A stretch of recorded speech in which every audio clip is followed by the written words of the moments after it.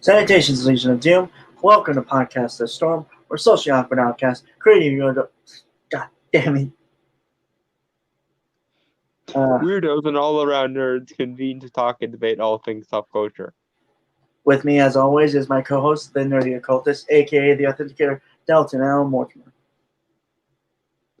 Hello, folks. The world is on fire again, and here we are to hopefully clean up at least some of the mess. And I'm your host, / Time Wannabe, the brainstorm of pop culture, and I cannot fucking believe I had a brain fart in the middle of the intro. That's why there's two people.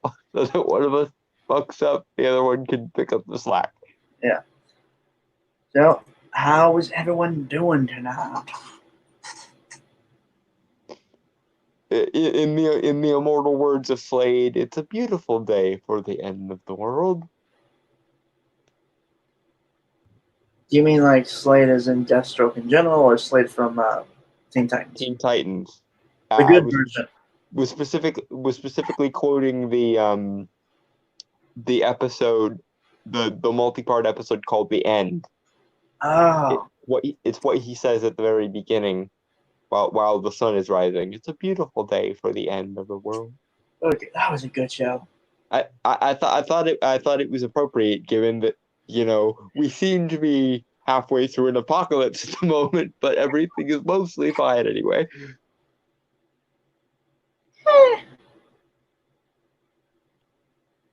But yeah, so I'd say it was kind of a slow week for us in terms of finding articles. There was some stupid, don't get me wrong, but there was apocalyptic levels of stupid, as we will get into. Yeah. And don't worry, we are going to address the red and black elephant in the room in at least a few of our stories here. But first, we have to cover something we didn't cover last week because tired and also time. Well, actually, not a time thing, but whatever. Mm-hmm. This is a Mary Sue article. I know, folks, just bear with us. This coincides with an article we had done like 2 weeks ago, I believe, about Jackpots, the movie by Sony that Mark Guggenheim, who is a creator of the Arrowverse, is working on. It's a very stupid article, honestly. Yes. Basically, where men's are involved in our thing, where, more or less. Yeah. We'd skip it, but again, we just it's the Mary Sue, and the Mary Sue is always a good time when you're stupid hunting. Yeah. Okay. Be very, very quiet. We're hunting stupid. No, dude, you should have saved that for next week. I'm good at using it. All right. We finally get a movie about a superhero mom, and a man is writing it. Okay. person who Chelsea Steiner. I think we've covered a few articles by her, not as many as others, but like one or two. okay. Chelsea, my darling. Identities, right, are not teams, okay? There is no team men. Men, as a demographic, are quite well known for actually possessing an out-group preference, which means that men, on average, would rather deal with women than other men, on average. There are, of course, circumstances where that isn't the case, but on average, men actually display an out-group preference psychologically. There have been studies on this, and the studies show that men, generally speaking, especially when doing nice things for other people, have an out-group preference. The average man would rather do nice things for a woman than other men. There is no male team. And it's kind of annoying to me that you think that there is some sort of team men versus team women thing going on. First of all, women are quite well known for not really being able to tolerate other women as well. But that's neither here nor there. But further to the point, of the percentage of women that can cooperate with one another in certain circumstances, the vast majority of those are not feminists because only 8% of Americans and 18% of people in the UK, as two examples, consider themselves to be feminists. And therefore, only that percentage of people subscribe to this cockamamie idea of your idea of femininity trouncing or fighting against men or manhood or the patriarchy, however you want to slice it this time around. So yeah, it's a remarkably stupid statement to whine that men, who generally speaking are more interested in serving women's interests, are involved in doing a thing which is mostly going to please women, I will imagine.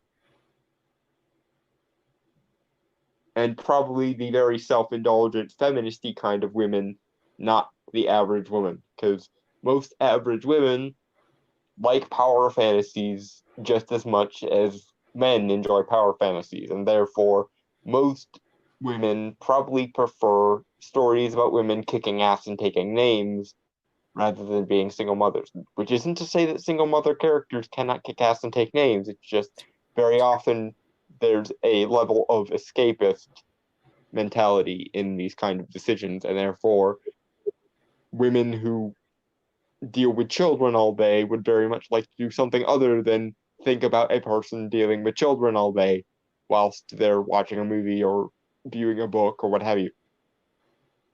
Just saying. And moving on. The fact that you went on that spiel before we even got into the actual article is hilarious. Well, I'm sorry, the title is very stupid. I don't like the base premise is kind of dumb. Like, what the fuck? I know that. I'm just saying we're in for, well, I'd say in for a treat, but I'd obviously be lying. Subheader is...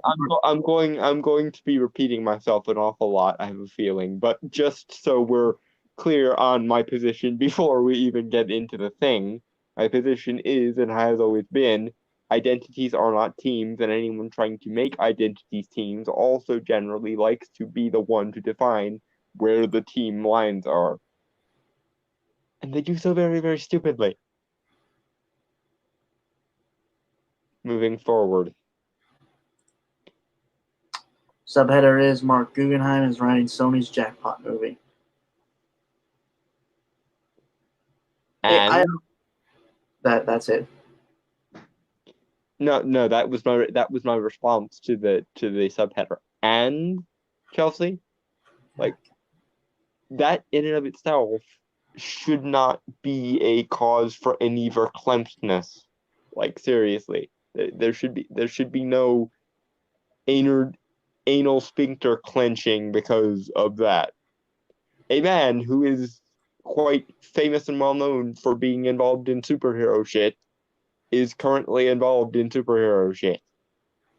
Right. I mean, seriously, if it was a woman doing it for a guy thing, you wouldn't care. Yeah, like, okay. Let us say, for the sake of argument, that Patty Jenkins is who Marvel decides to get for the next Captain America movie, assuming there's going to be another one. Dude, that'd be awesome. Yeah, I seriously doubt that any motherfucker on the planet is going to give a shit. Why? Because Patty Jenkins has proven herself as capable of doing the exact kind of awesome Americana shit that Captain America is required to do. And it's not going to bother anyone that Captain America is being directed by a woman. And it's certainly not going to bother feminists if Captain America was directed by a woman, because of course that's a win in their minds. And yet, a person who is well known for doing superhero shit for an audience that is probably going to include the average audience of the Mary Sue at least, is a reason to write an article bitching for several paragraphs. Do you see how there's kind of a double standard here? How your standards don't apply to how your standards wouldn't apply to other people, but their standards somehow apply to you because you're the center of the universe for some reason. Moving on. Yeah. In their ongoing efforts to mine the Spider-Man universe for more content, Sony Pictures has announced plans to develop a movie around Marvel superheroine Jackpot. The studio has hired Mark Guggenheim, Arrow, Trollhunters, to write the script. It's been a while since I've watched Trollhunters. I need to finish the series.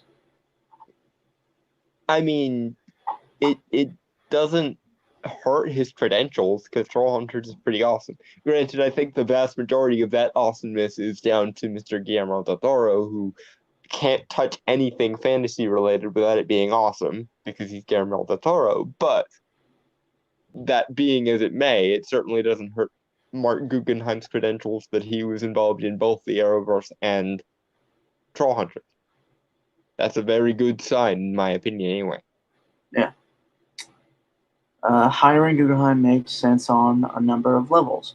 The prolific comic book author has written for Aquaman, Amazing Spider-Man, and Batman and Superman.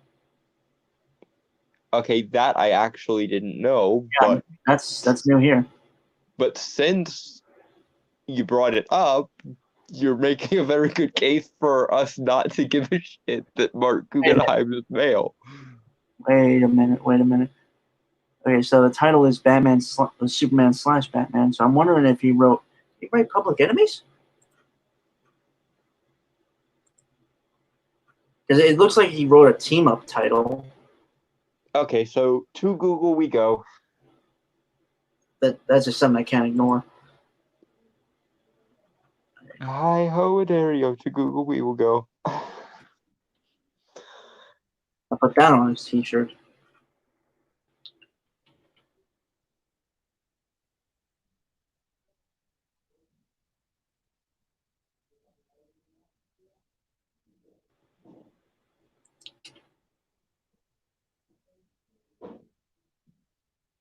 Also, he also created Arrow and Legends of Tomorrow, co-created Arrow and Legends of Tomorrow, and worked as a showrunner on both series.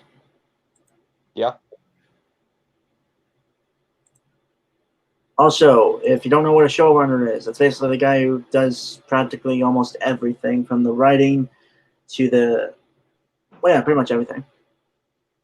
The guy who basically oversees the creative vision and somehow manages to make it work.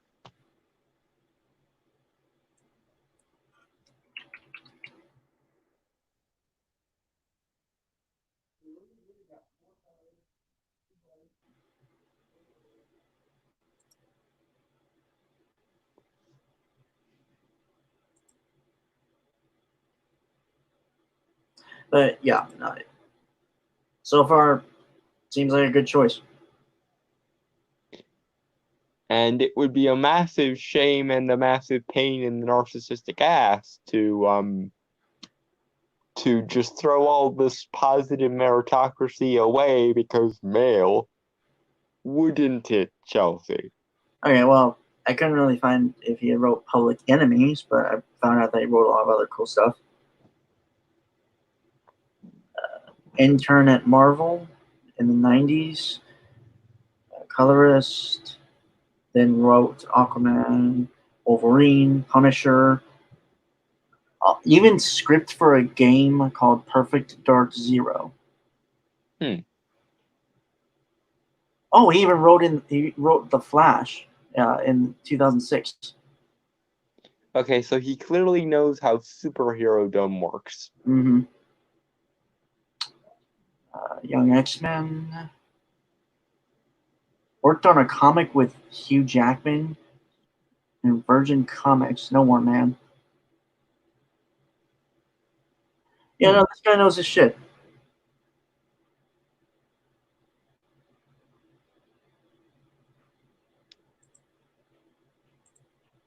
So that's cool, actually. That is really cool. I know he worked on like the shows, but I didn't know he did comics. Yeah, I now have slightly more respect for him. Mm-hmm. All right, so Jackpot, created by Dan Slott, he made Spider-Man, and Phil Jimenez, Infinite Crisis. First appeared in 2007's free comic book day giveaway, Spider-Man Swing Shift. Well, we already covered that. Mm-hmm. Still, I cannot believe. God, Dan Slott wrote Spider-Man for a long time. Yeah. It basically was his dream job, and Marvel never said no to him in regards to it. Because I'm pretty sure he was also the one behind Superior Spider-Man, which was when Doc Ock. Yeah, no, I think that was like his. Yeah, I think he wrote that.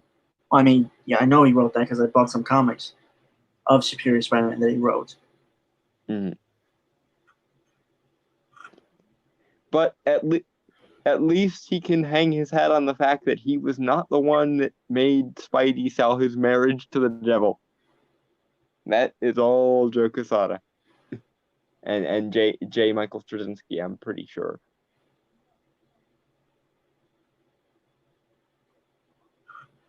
Okay. Though I blame Quesada more than JMS on that one. Pregnant scientist Sarah Ehret, who works for an Oscorp subsidiary, is experimenting with gene therapy when she is accidentally exposed to the Lot 777 virus.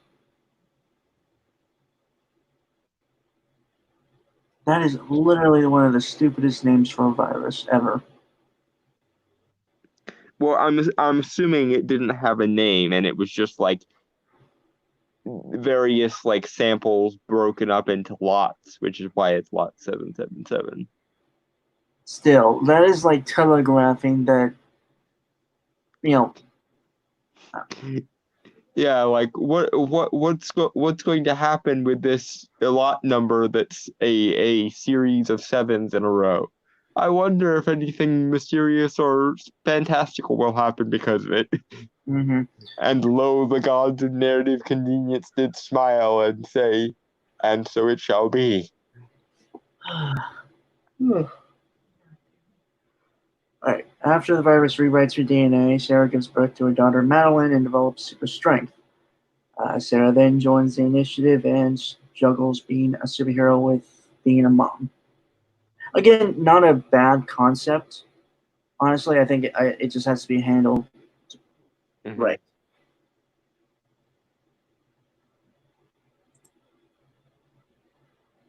Okay. As Sarah retires and passes the Jackpot mantle on to Alana Jobson, who acquires her powers via mutant growth hormone. But after Jobson is killed in a fight, Sarah reluctantly assumes the job once again. While details are scarce, the film is expected to focus on Sarah Ehret with an emphasis on superhero motherhood. Okay, overemphasizing the motherhood angle, I wouldn't call a smart move. I think it's just how you handle it is the thing. I mean, I'm not saying I don't think it can work. I'm just saying if if if your goal is to create an awesome superhero movie whose superhero just happens to be a single mother, that's one thing. But to focus on creating a single mother who happens to be a superhero, which seems to be the route they're going, that's kind of the wrong way around. Because it seems like it's going to become a look how awesome single mothers are wank fest, and it's going to put the superhero aspects to the side, which is freaking annoying. Mm, Which isn't to say that there's anything wrong with mothers or single mothers or anything like but that. I would kind of disagree on putting the superhero stuff on the side. I think again it can work.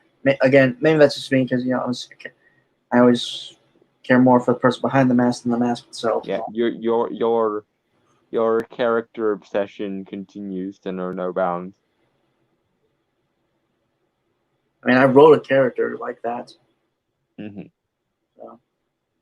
Granted, there was more of a tragedy to it and a reason Yeah, to actually focus more on the person than the superhero. yeah. But my main point is whichever area is your main area of focus is going to get the most attention. So if you're focusing more on the motherhood and single motherhood angle than you are going to get going to the superhero angle, then you're starting from single mother rather than starting from superhero and adding single mother on Mm-hmm. later. What what is the defining characteristic of this person? Is the defining characteristic that she is a superhero, or is the defining characteristic of this person that she is a single mother? And it seems very much like to appease the identitarian and ideological gobbledygook in Hollywood in this day and age, they're going with single mother rather than superhero, and I'm not sure that's a good idea, especially given the vast majority of the audience for superheroes is men with disposable income and families. Again, I think it's just more how it's handled is what matters. Mm-hmm. So that's all up in the air until we actually see something. Yeah, until we get confirmation. But judging from the focus, it seems like the focus is more on the single mother than the superhero, and that's not a good sign, at least. All right. Does Guggenheim have the chops to bring Jackpot to the big screen? Undoubtedly, and this isn't a criticism of Guggenheim or his work. But come on, could they really not find a woman screenwriter to pin a female-led superhero movie? And there it is. Again, identities are not teams, and not every identity has a single perspective. In fact, I would venture to say no identity has a single perspective that all of its, you know, people within that demographic have to subscribe to. Like, okay, as and I'm gonna go a bit Godwin here and violate Godwin's law, but there are black Jews who think Hitler did nothing wrong. There are such people. Granted, they are a staggering minority of people, but they exist. Does this make them invalid black people? My answer to that question would be no. No matter how self-hating and self-loathing a person might be, a person's views on politics do not indicate self-loathing in and of themselves, number one. And number two, that doesn't take away their qualifications as a part of a given demographic.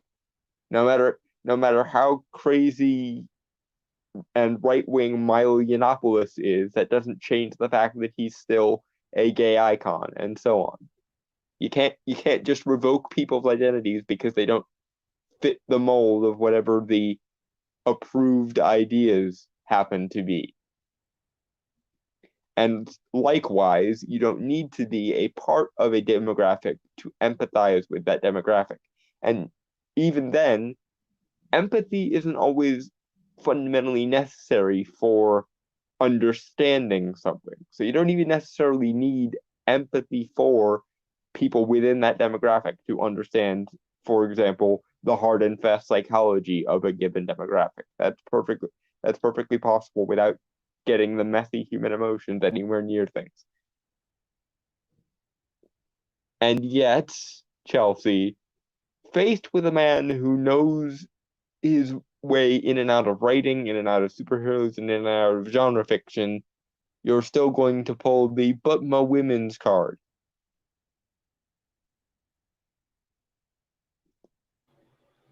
Yeah, Yeah, go ahead. right. I mean, if you want to finish your thought, finish your thought.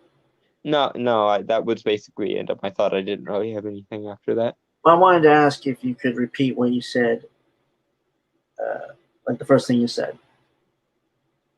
The first thing I said in this particular part of the rant, or the first thing I said when Particular part. Oh, I was just pointing out that thinking that there is a particular idea that every person. The example you had mentioned. There are black Jews who think that Hitler did nothing wrong. Okay. They are a vast minority, but they exist. Wait. What the I am aware that it's fucking nuts, but they exist. I tell you, I swear to God. I know. I just needed to use that. Yep. It's always a good day when the JonTron clip makes an appearance. Mm-hmm. Speaking of JonTron, you know they called him racist because he essentially thought that immigration should be moderated. And a bunch of people lost their shit because he's of, I want to say, Middle Eastern descent. And they were like, "That's your people, how dare you?" And he was just like, well, essentially that. He was like, "Wait, my people, I was raised in America, what the fuck?" And they basically blacklisted him as alt-right for a little while there. This was a while ago, and I want to say it was when he was on a conversation with a YouTuber called Destiny, who is basically fucking nuts. And is kind of known for getting people in debates and making them say things that require context that he then proceeds not to give. But yeah, that was a whole thing. Speaking of the JonTron clip.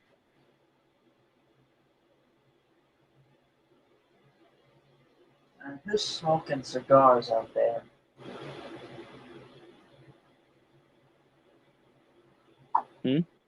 I smell someone smoking. Like I can smell like cigar or something. Alley, my neighbors across the alley. Anyway. Across the alley.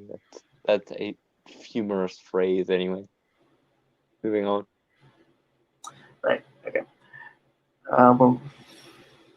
Or what about hiring a mother to pin the first superhero? What the? That is so stupid. Okay.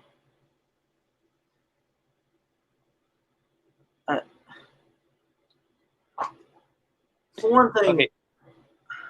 No, go ahead. I was just gonna say like. Actually, no, I lost it. Fuck. Okay. Chelsea, for one thing, please do keep in mind this is Sony. Sony is kind of famous for being incompetent with their superhero franchises. If it were not for Sam Raimi, there would never have been a successful Spider-Man franchise because Sony doesn't fucking know what to do with their Spider-Man franchise. They basically fall ass backwards into luck half the time with this franchise. And for a second thing, this appears to be one of the few moments where Sony actually knows what the fuck they're doing and hired somebody who knows what they're doing, and you're still bitching. You know what's Because funny? what? I actually wrote an entire, like, I guess you could say, series Bible of how I would do a Spider-Man cinematic universe. Hit me up, Sony. Yes, please do, and then you probably won't fuck it up quite so royally. But then again, as long as you have Marvel to hold your hand, at least some good things will happen. Like, not And with Spider-Man.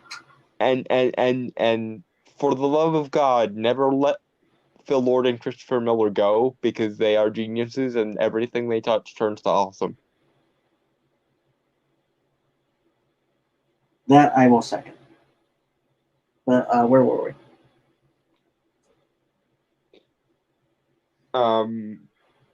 A mother to pen the first female superhero movie or Right, something right, along those right. lines. Yeah, no, that's stupid because I'm a shit. Well, because I looked, like I said, I looked up Mark Guggenheim. He's like in his late 40s to early 50s, so I'm pretty sure he's like a parent. It is possible he might be a single 40-year-old, but who knows? I'm I not. mean, I'm not looking it back up because I'm kind of lazy and I want to get through this article. mhm. But honestly, if you're gonna write a superhero parent, he doesn't have to be a mother. Like, again, I know it's the whole SJW thing with the teams and all that. I get that it's still stupid, but it's if it. I'm losing my train of thought here. This article is making me stupid. The stupid is contagious. Oh God. I'm going to have to do a stupidity exorcism. Right, but my point being is have a good, capable writer who can understand the source material, but also be willing to go in a direction that would be a better way of telling the story for that character. And also, are we just going to say that no person outside of a demographic has the capability to empathize with that demographic? Hello. Yeah, because if that is what you are saying, Chelsea, my darling, then I don't want to hear the notion that women can just do everything the men can do with male franchises ever again. But I get the feeling that if I was to say to you that by your own standards, no women can write male things, you would immediately flip and call me a misogynist.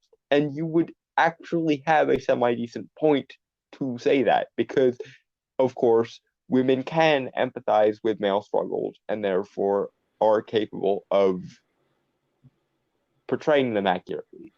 But knowing that I just got through saying, you are not going to turn and tell me that it would be better for a story with a single mother for a single mother to write it because people outside of that demographic have a harder time empathizing. Do you see how these two standards are completely contradictory to one another? Either people have the capacity to empathize with people who are not themselves, and therefore women can write male things like you want, or no one outside of a demographic can empathize with things, and therefore only people within that demographic should write things like you also apparently want. Or there is a third option, but it is the most duplicitous and hypocritical option.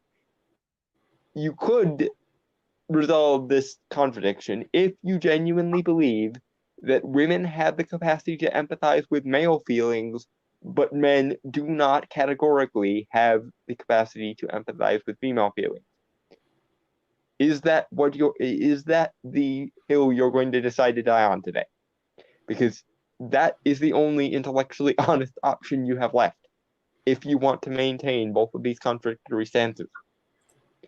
Either let men write for women. Mind you, I said for women because whether or not any particular person is writing a thing, the main person that the thing is for are shareholders and audience members. And if the person who is serving you is different demographically from you, it doesn't really matter as long as you're the one getting served. I.e., if a woman says, all of you men go off to war and fight for my honor, and then the men do it, is that the men oppressing the woman? No, because they're doing it on her behalf, do you see?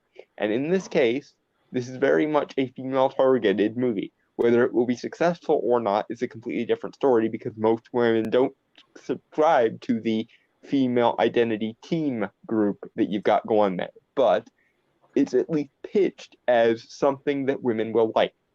And just because a man is the one who is making this thing possible for those women to enjoy does not mean that men are somehow co-opting this thing.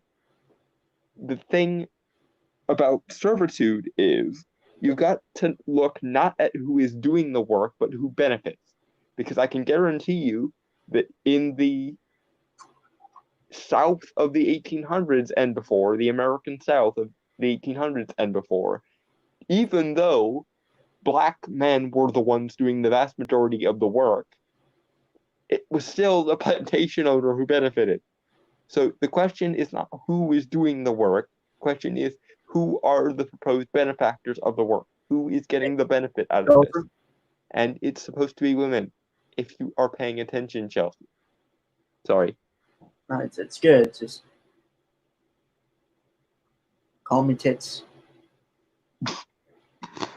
Noted. All right. Although I did find that I did find a female director that I have watched a few times that I think could work.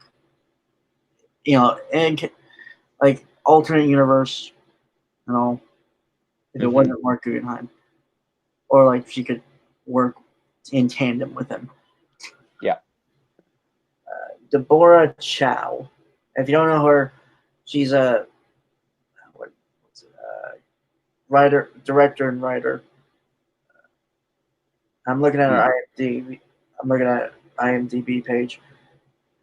Pretty good list actually. Mandalorian, director for episode 3 and 7, which were pretty good because I like a couple weeks ago I watched that. So,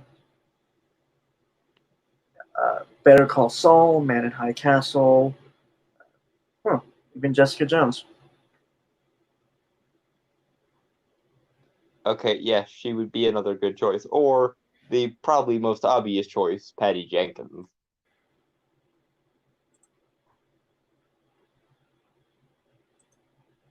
Yeah, but I've only seen Wonder Woman. I have not seen much for other work, so I've just seen enough of Deborah Chow's work to think that she's a good choice if they were to do the whole female director thing. Mm-hmm. And who knows, they still may if there's enough of an outcry over this. Yeah. Honestly, just get good fucking people who know what the fuck they're doing and have passion for the things they do, and just do that. You know, merit. It's a fucking thing. It's not a fucking social construct. It's a fucking thing. I mean, it's getting to the point where I feel like I need to be like Jules from Pulp Fiction. Merit, motherfucker, do you speak? You know what? That's gonna be a thing. That's gonna be a thing we do. Yeah. All right. Where was I? Okay. Again, I'm not here to slam Guggenheim, who is a terrific writer and creator, but the fact that Sony won't hire a woman to write this film is a slap in the face to women screenwriters everywhere. Oh, okay. You just impugned motive onto Sony, where there was no indication of motive. You said won't instead of didn't. Those are two very different things. Just because someone doesn't do a thing doesn't mean that all other things being equal, that they wouldn't do that thing. it just so happens that the person who was on offer for this project was Mark Guggenheim. They looked at his credentials, they looked at his history, they looked at his merit and his output, and they went, yes, we would most definitely like to have Mark Guggenheim. No one in the writing room or whatever, the meeting of CEOs went, should we have a woman on this? And people actively said no. I'm sure if someone had said, should we have a woman on this, being if this is Hollywood we're fucking talking about, and Hollywood is festooned with social justice narratives, they would have jumped at the chance. But it didn't present itself, and Mark Guggenheim had the merit to back up his name. So they went with him. There is no, definitively no sexism here, at least as far as we can tell. There isn't a won't here, there is simply a didn't. And as we went over, because either way, the vast majority of people who benefit from this being made are going to be people who would like to see this story told, it doesn't really matter who is presenting it to the screen, only that it gets presented well. And as we just discussed, Mark Guggenheim is going to be a good choice for presenting this to the screen and therefore making people happy. And the people who will be made happy by this will most likely be the people you would like to be happy by this. And the percentage of those people who are going to be affronted because it wasn't a woman that brought it to them is probably going to be pretty small, because that is a whole nother level of privilege. Do you understand? It's one thing to have your servant bring something to you on a silver platter. It's quite another level of privilege above that to whine that the servant who brought it to you wasn't the right gender. Do you perhaps see how that's a little bit aristocratically authoritarian of you? To not only demand the thing you want on a silver platter brought to you, but to also go, but I didn't ask for the male butler when I was ordering this, and then to dismiss it on those grounds. Even though the servant in question has demonstrated that they're very good at their job previously. That is the level of stupidity you are approaching here. You are approaching bitching at the butler because he's the wrong gender while he brings you the thing you asked for on a silver platter. Levels of stupid, my darling. When you put it into that perspective, it's kind of obviously stupid, you must admit. Because it's a certain level of stupid that requires that you even need things brought to you on a silver platter, but on an entirely other level to then bitch about the gender or the quality of the servant rather than the merit of the servant. Oh boy. Moving on. Just days ago, again, this was published May 24th, just more weeks ago. Well, a week ago. Yeah. Just days ago, Sony announced to make a Madam Web movie with S.J. Clarkson, Jessica Jones attached to direct. I don't know who that is, unfortunately. Yeah, not off the top of my head, no. Yeah. Sounds familiar, but again, All right. If the film gets made, it will be Sony's first female-driven superhero film with a woman director to match. Yeah. Okay, and you have yet to answer the question, aside from your own ideological woo of why that should even matter. And incidentally, you just disproved your previous statement about how Sony won't make this movie with a woman directing it. Because if they have a similar project in the offing that has a woman director, that very much suggests to me that they would make a movie like this with a woman director. They just happened not to in this one case. Because they care more about the merit of the person making it than they do about the gender making it, and the gender just so happened to work out the second time round. I mean, granted, I think Mark Guggenheim is only writing it. He's just penning a script. And it might not be the final draft. Yeah, which is in and of itself kind of telling that they just had him write it and they're already bitching.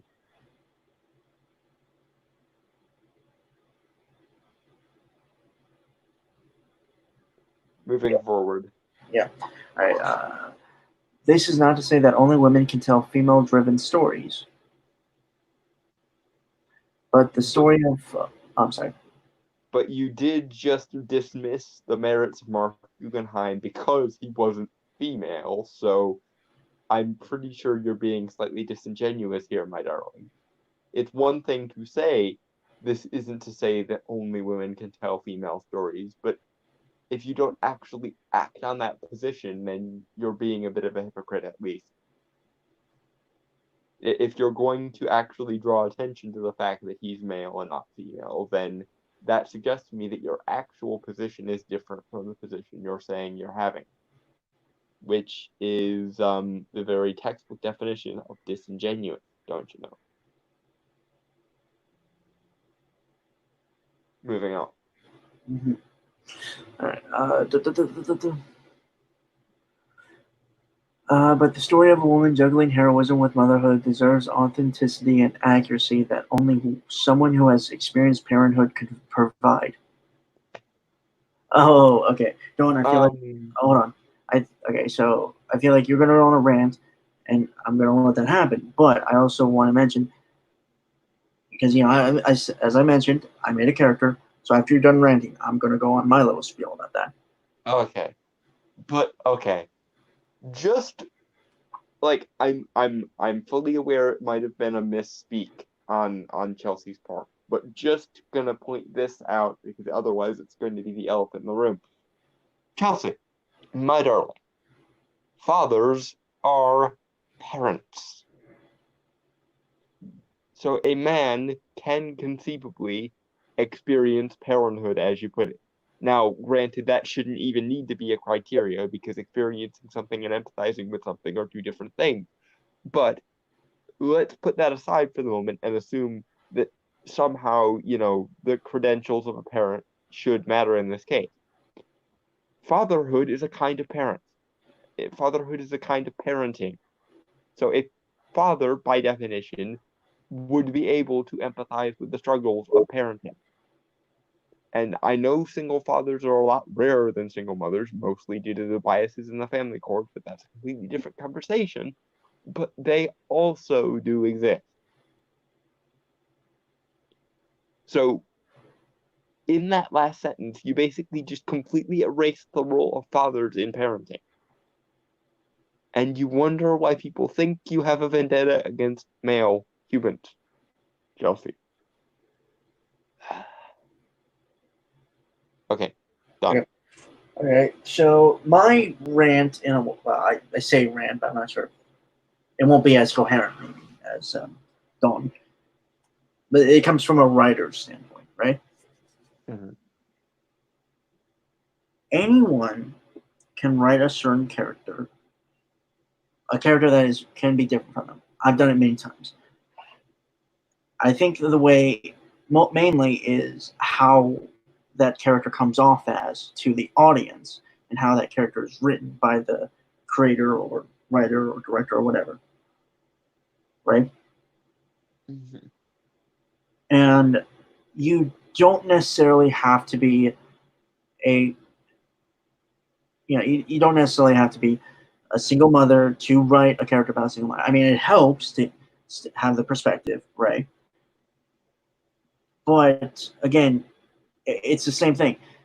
As long as you're being genuine and conveying the character in a light that makes them seem real, like they could actually exist in the world, I think that is what matters most. So you don't necessarily have to be, again, like you don't have to be a single mother, woman, whatever, to write a single mother character.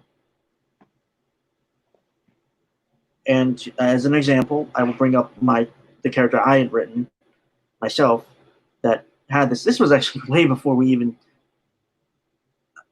I created this character a long time ago, a while ago. So, because I thought it was an interesting character. It's an interesting archetype to play with.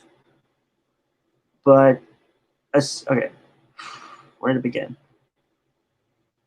This character is kind of a Superman type character, but also a mix of Captain America and kind of Miss Marvel.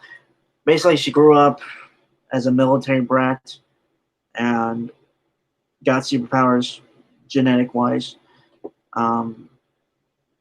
But this is like after a time where the people who would develop superpowers kind of died, so she's kind of like the last of that kind of superheroes, but also kind of the start of a newer generation.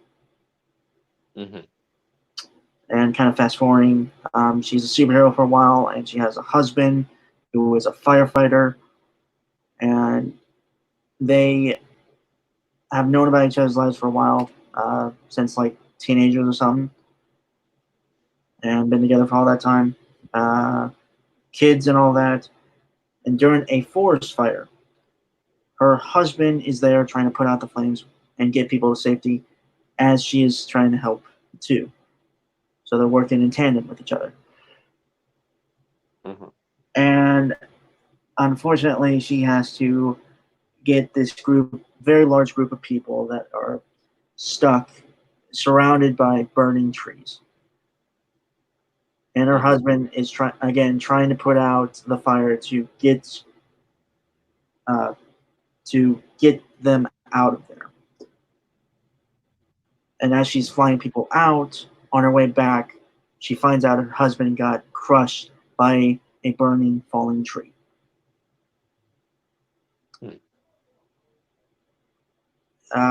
And so obviously she has that kind of guilt and problems that come from that. Mm-hmm. And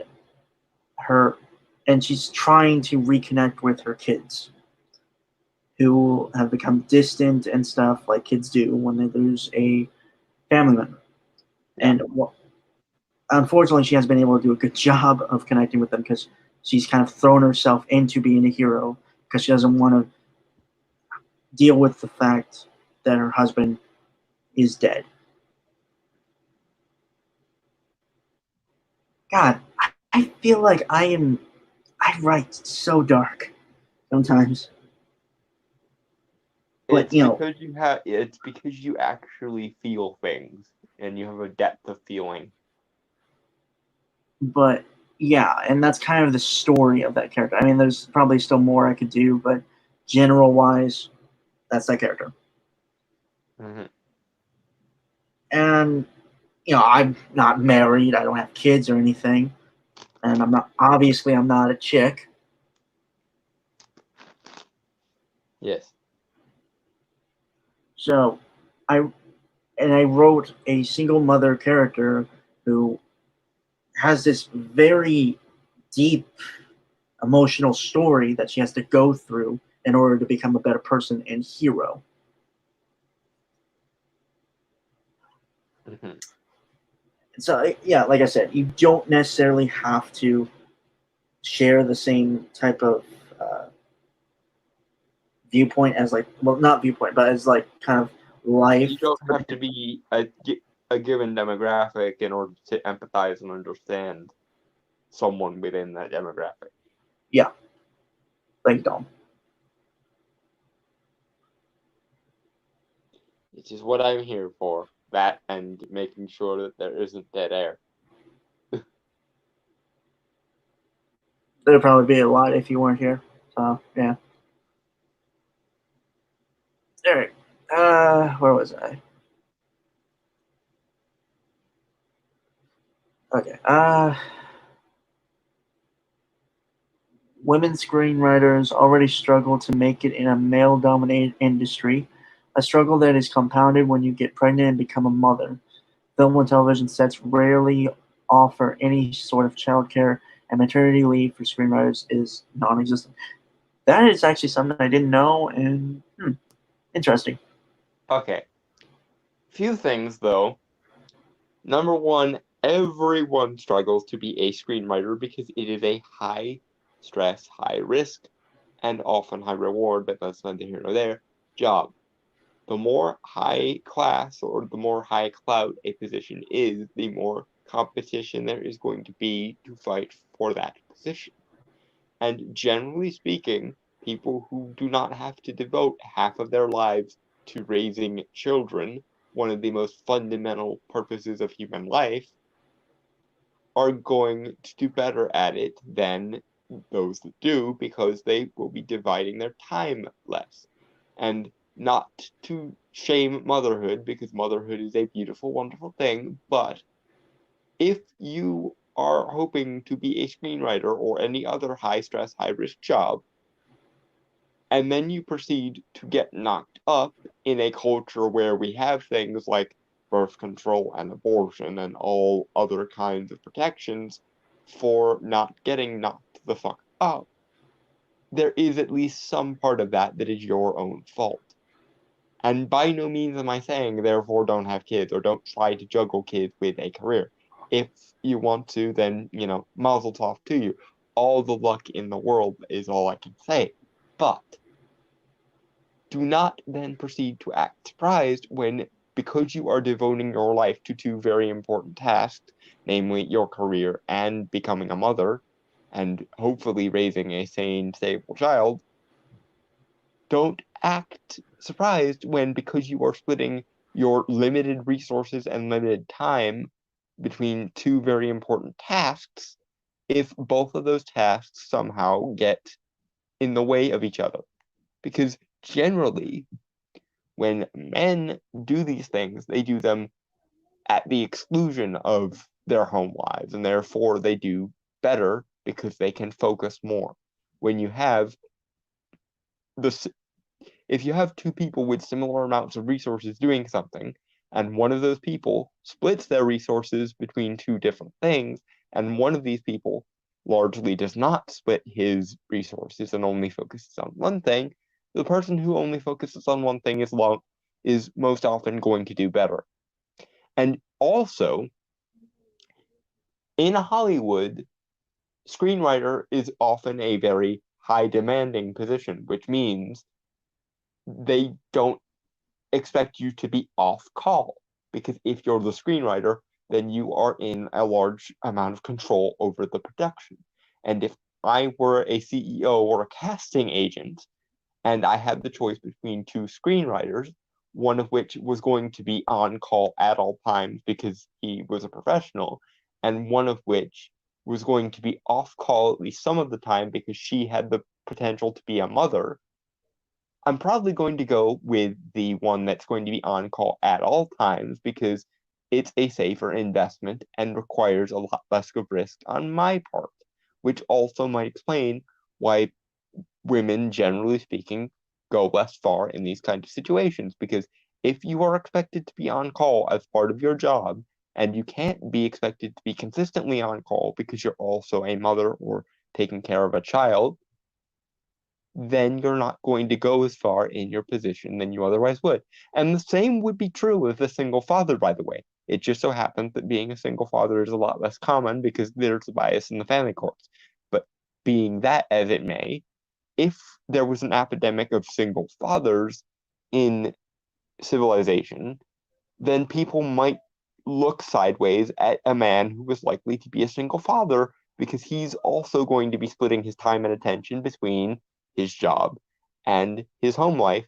And generally speaking, in these kinds of situations where there's a lot of high pressure, you want someone who's going to be on call as often as they possibly can be. There is the notion that work never stops in the modern age, especially with big jobs like that. And unfortunately, this work needs to get done or we have to scrap the production. So it's going to be done by whoever can do it the most efficiently, which may include people who don't have a child to look after half the fucking time.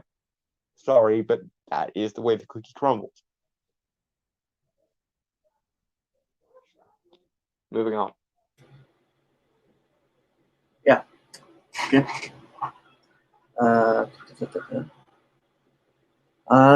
Like so many industries, pregnancy and parenthood stunt a woman's career and earning potential.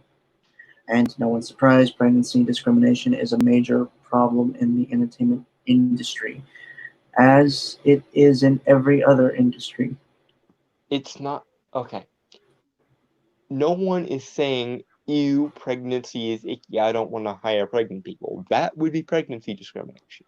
They are saying, if we are going to have to deal with this person being gone for 9 to 10 months, and we are going to have to deal with her juggling the schedule between being a screenwriter and being a mother, we would much rather go with the guy who is going to be on call at all times because they don't have to deal with such variables.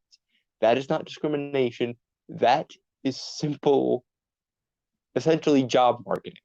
If you're marketing yourself as someone who is reliable and on call at all times, as you need to be in these kinds of situations, and then the other person is marketing themselves as a screenwriter and a single mother, you would have to be an idiot not to assume that the single mother was occasionally going to get it, the role of a single mother was going to get in the way of the role of a screenwriter on occasion, because life happens. If anything, these kind of decisions are made because of decisions trying to accommodate the single mother, in the sense of, clearly you're not going to have time for this, so we won't stress you out by putting more shit on your plate than you already will have with a child.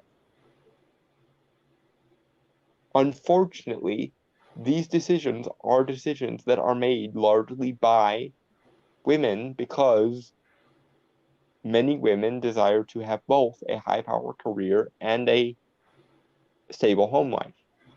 And on some level, you do kind of have to make compromises on one or the other or both when you make those decisions. But I do stress that it is a decision you can make.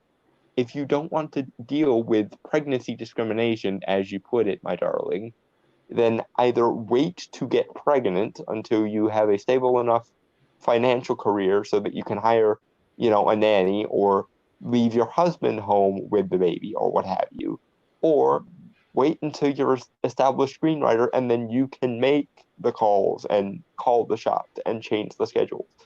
Either wait until you're in a position of power enough that you can have a child and basically fuck up other people's schedules so you don't have to, or find a way to be a mother and also devote all the time you need to your screenwriting job. If you can't do one or the other or both of these things, then maybe you should make a decision between whether you'd like to be a mother right now or whether you would like to be a screenwriter right now. Because you will eventually have to pick one. These are both highly demanding careers and they need to be accounted for at some point because we live in a universe where scarcity exists, which means there's a fundamental shortage of resources. You can only put your XP points, to make a gaming metaphor, into so many areas before you're not making any headway with anything. Because humans are finite creatures, do you see? And because people are aware that people are finite creatures, they make decisions based on the fact that that is the case. It's not discrimination, it's just being a reasonable, rational human being trying to account for as many variables as life is going to throw at you, because life, as many people I'm sure have told you, is not fair, and therefore you have to kind of account for the times when life decides to be like, fuck you. Moving on. I want to ask if you're developing some type of aneurysm from all the stupid. Not yet. All right, we've already been at this for an hour, and I think we're nearly done with this one. Still got more stupid though. Okay. The bottom line is this: men are almost always hired to write men's stories. Don't before you do, because you know what? I'll read a little more and then I'll speak with mine. This limits the genres and stories that women writers are hired to produce. If men are writing all the stories about women and motherhood, then what is left for female writers? Okay, just kind of reiterating the point, right? Uh, that it's just because certain factors lead certain people to be called to work on things. That's pretty much it. Not to mention the fact that the writer, it depends on the craft and the ability of the writer to make it work, to make the story that they are supposed to be telling to work. That's it. And none of this female shit, none of this pregnancy discrimination shit, which just, to quote Team 4 Stars Frieza, "You're stupid. Stop being stupid." I might have paraphrased that. You're stupid. Stop being stupid. There, you got it right. Okay, I thought there was like one more line between those. It's that's stupid. You're stupid. Stop being stupid. Thank you. Stupid. You're stupid. Stop being stupid. I just watched that before we started. That was, god damn it, that is a good show. DBZ Abridged is awesome and will always be awesome, and I rewatch it all the time because it's awesome. Right, there is actually there's a Abridged series I think you would like, and I'll send like the first episode to you when we're done. Okay. But okay. Number one, my darling, there is no card-carrying male identity that men get to write for. Very often, men are considered to be sort of the default, not because people care about men and masculinity or manhood, whatever you want to call it, but because men are sort of considered the generic blank worker bees. Men is considered the default because people don't care about men, not because people care about men very often. And number two, women very often, when they go into creative arts, are the feminist type of women who want to specifically tell female stories. And because there's only so much intrigue one can get out of certain stories that are domestic in nature, which is very often the way female stories tend to bend, there are fewer of those because there is fewer entertainment value or intrigue to be mined from them, or they are simply a lot cheaper to produce and therefore a lot less profitable. Because I don't know if you've noticed this, but 90% of the viewers of daytime television are women. 90% of the viewers of soap operas and dramas and romance stories are women. The things that men enjoy tend to be more action-oriented because men are more adrenaline-oriented than they are dopamine-oriented. Dopamine being the love and happiness hormone, and adrenaline being the holy fuck, awesome shit is happening hormone.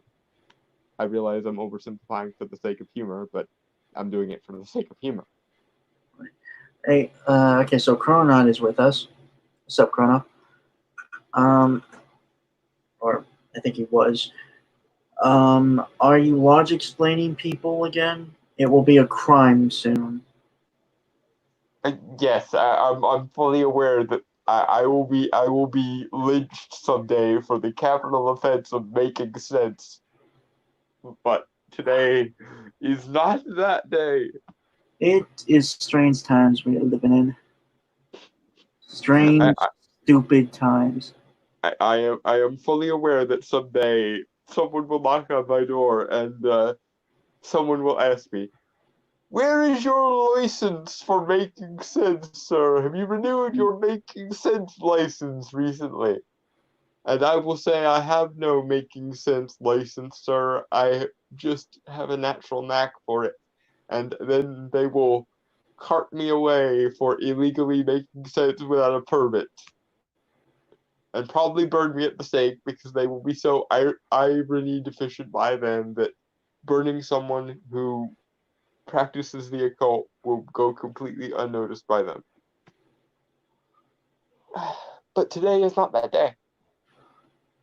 Oh, it is not. All right. Let us cap this off. In a town that is packed to the gills with female talent, it is mind-boggling that Sony didn't bother to find a woman for the job. It's not that they don't exist. It's that the studio didn't bother or care enough to do so. A director is yet to be announced, but I wouldn't be holding my breath for a woman to get the gig. Again, we already mentioned like our picks for if they were to do the whole female thing, but we were based on merit. Yeah. And just to point this out, women in Hollywood tend to like to be in front of the camera, not behind it. It might, in fact, be the reason why there is a dearth of female directors and writers and so forth, is because generally speaking, women don't go into those positions. Therefore, there is less demand for women writers because there are simply fewer of them. There are fewer women writers, therefore, there are fewer writers overall who happen to be women. If for some reason tomorrow every woman who's ever been an actress decided she didn't want to be an actress anymore and decided that she wanted to be a writer instead, I guarantee you would see a large proportion of women writers in Hollywood. It just so happens that when women decide to be writers or directors or what have you, they're doing technical jobs, and technical jobs tend to be done more by men because men are more technically inclined. Therefore, the few women that are technically inclined enough to be writers and directors are a rarity and therefore are less valuable, do you see? Not because people value women less, but because a lot of people's efforts are focused more on the women who want to be actresses than the women who play against type and want to be writers instead. There are more writers who are men, therefore, there are going to be more writers who are men who are hired as writers. If there were more women who wanted to be writers, there would be more women in writing positions. I guarantee it, especially in Hollywood, because Hollywood is positively festooned with social justice virtue signaling up the wazoo and down it again. You know what's funny? In an alternate universe where like, okay, just hear me out. Like, let's say there's an alternate universe of us, which is what's the rule for gender swapping? The rule for gender swapping, I don't remember. I know there is one. I think I want to say it's like Rule 34. I don't think that's it. That sounds right, but I think Rule 44 is the sexy fan fiction rule, not the gender swapping rule. Rule 63. Rule 63. Okay. Just imagine like it'd be the other way around. Like women basically made the world, right? Essentially. Yes. And then it'd be the guys like, yeah, there is the matriarchy in this hypothetical alternate universe. Technically it's not.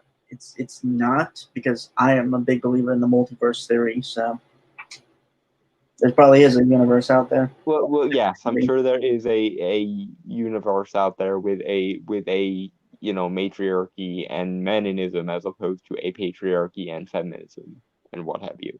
Yeah, I'm just saying, like, I think if you reverse the roles, it would be just as stupid.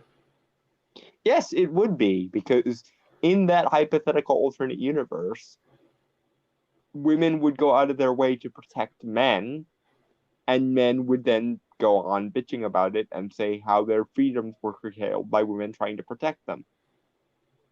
And I can guarantee you that our friends at the Mary Sue understand what's wrong with that, but they don't understand what's wrong with the gender reverse of that, which is men go out of their way to please, serve, protect, and coddle women, and women feel aggrieved by this somehow. You know what?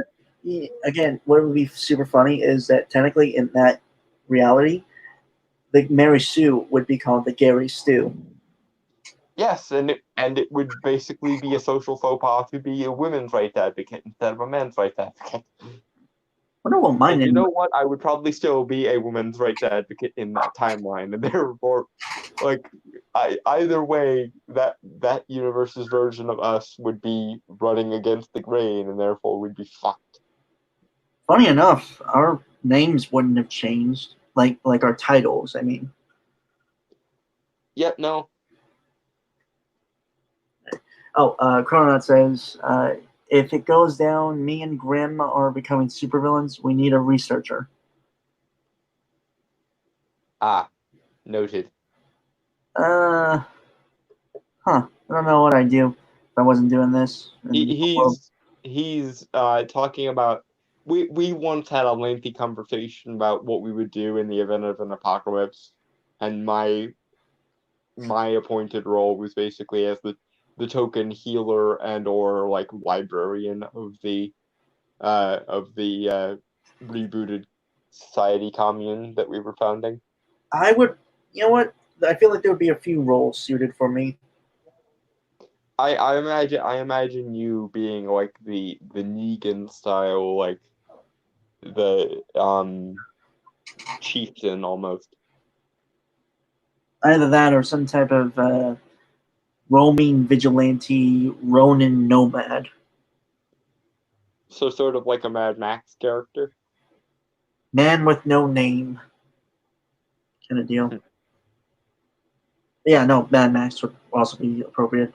Granted, I probably wouldn't be as mad as Max. Maybe madder. Probably. All right. All right, so this is by Mr. Okay, so this on Forbes.com. The backlash to The Last Jedi showed that Star Wars fans actually liked Luke Skywalker. This is by Scott Mendelson. We've covered like a few articles of his, not many, but a few. I think Scott was the first one that triggered me into a full-on rant while we were doing this.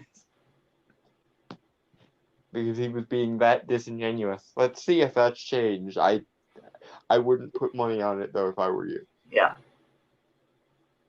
Okay. Contrary to popular belief, audiences don't always prefer the grim, dark antihero over the glorified Boy Scout. Hold on.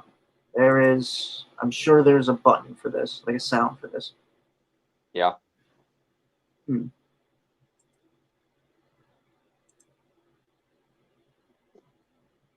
It's somewhat staggering to me that Scott apparently needed this angle to let him know that people liked Luke Skywalker. Like that whole Star Wars being the biggest franchise on the planet Earth for 2 decades didn't tip you off to people liking this character at all? Hold on. I gotta read it again. Okay. Contrary to popular belief, audiences don't always prefer the grim, dark antihero over the glorified Boy Scout. Surprise, motherfucker! Yes. Okay, so this week, an incredibly obvious things that people should have known like eons ago.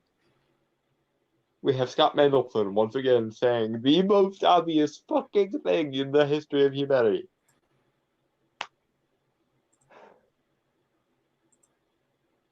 Okay, so Chrononaut says, you have a pretty face, brainstormer. We need a frontman for the Harding effect.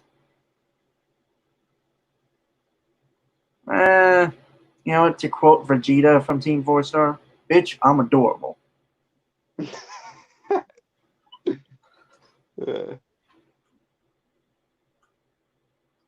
But yeah. Okay. Whatever my issues about Darth Maul still being alive after the events of The Phantom Menace, George Lucas chopped him in half specifically so folks wouldn't think he survived his death plunge. I won't pretend that the character hasn't been used in interesting ways, beginning in the 4th season of The Clone Wars and then via periodic appearances in Star Wars Rebels. Yes, almost like he shouldn't have been killed off in the first place, but that's neither here nor there. There were actually some pretty good fan rewrites I've seen that developed Darth Maul's character in the movies. Like, I realized that Christopher Lee wanted to be in Star Wars, so you wrote Count Dooku in as a result of that, but Yeah, Darth Maul got done dirty in the movies.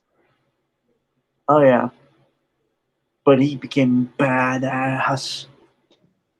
Well, yeah, but as is so often the case with people in Star Wars who get their limbs chopped off and shit, imagine how much more badass he could have been if he didn't literally have his force potential by being cut in fucking half. True, but I think it works. I don't know. I like the scene where he's reintroduced in Clone Wars. That was one of the most badass scenes from that show that I Yeah, love. granted, whenever we get a chance to bring in the Night Sisters into anything, I'm happy because space witches, man, space witches are awesome. But being that as it may, it would have been about as satisfying to see Darth Maul actually get to grow into his full potential because expanded universe lore coming in 3, 2, 1, Darth Maul was actually born with yellow Sith eyes.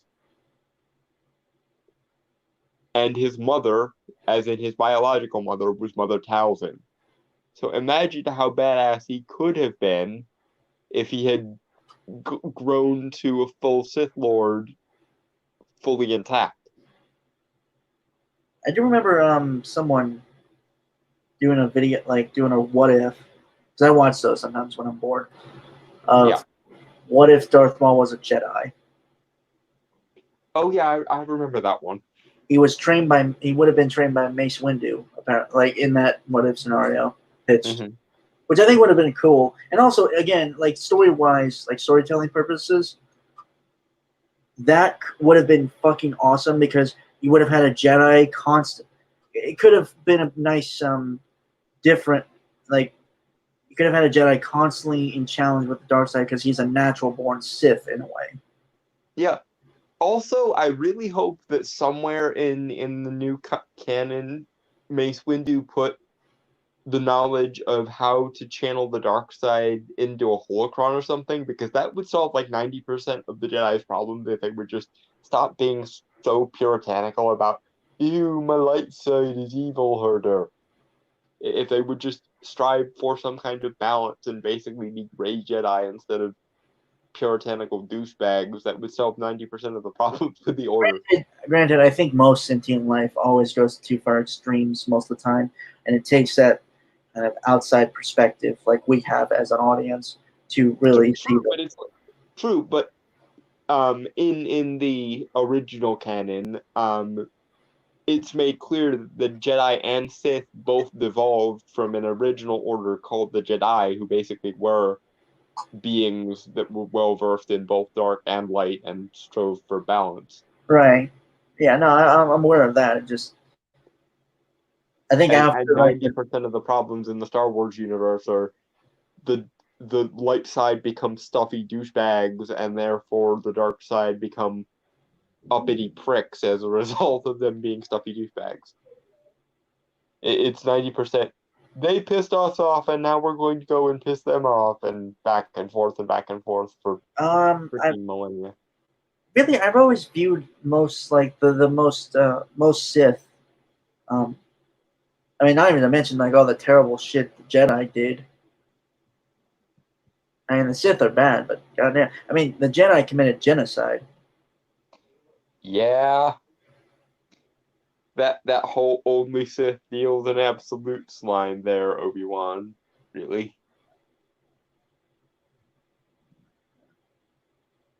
There is no light side. There is no dark side. There is only the Force. Konana. Yeah. You speak very wise words, Padawan. Oh boy. Okay, that was me going full on geek there. Yes, it was. Back to the article.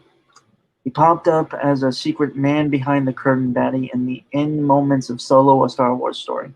I haven't seen that. Didn't really care to. It was not very good. I remember some people are doing like edits of those movies, like the Disney movies, and so far it looks pretty good. They even changed L337. Into a character that I don't want to punch in the face repeatedly until it breaks. It has a gambling problem because it's owned by Lando. Ah, interesting. Yeah, which I think is hilarious, actually. Mhm. Yeah. Instead of being a social justice droid. Personally, I do think it would be interesting to have a story where it questions whether or not droids are actually living beings, because they do seem to have Well, but okay, it if if you want that, there are plenty of other franchises that have dealt with that, I and they know, just. I'm aware of that. I'm just saying, like in Star Wars, Hmm. it'd be interesting. Just saying. Anyway, okay. I think a clone doing that first would probably be the best bet Hold on. because clones have the benefit of actually being organic beings and therefore technically having some connection to the Force. Right. I will be. Let me read a little bit more, and then I'll. Right. Which must have been amusingly confusing to folks who didn't follow the recent animated shows. Anyway, Maul voice actor Sam Witwer has joined this chorus of Star Wars folks taking issue with The Last Jedi, specifically the whole Hermit Luke Skywalker thing.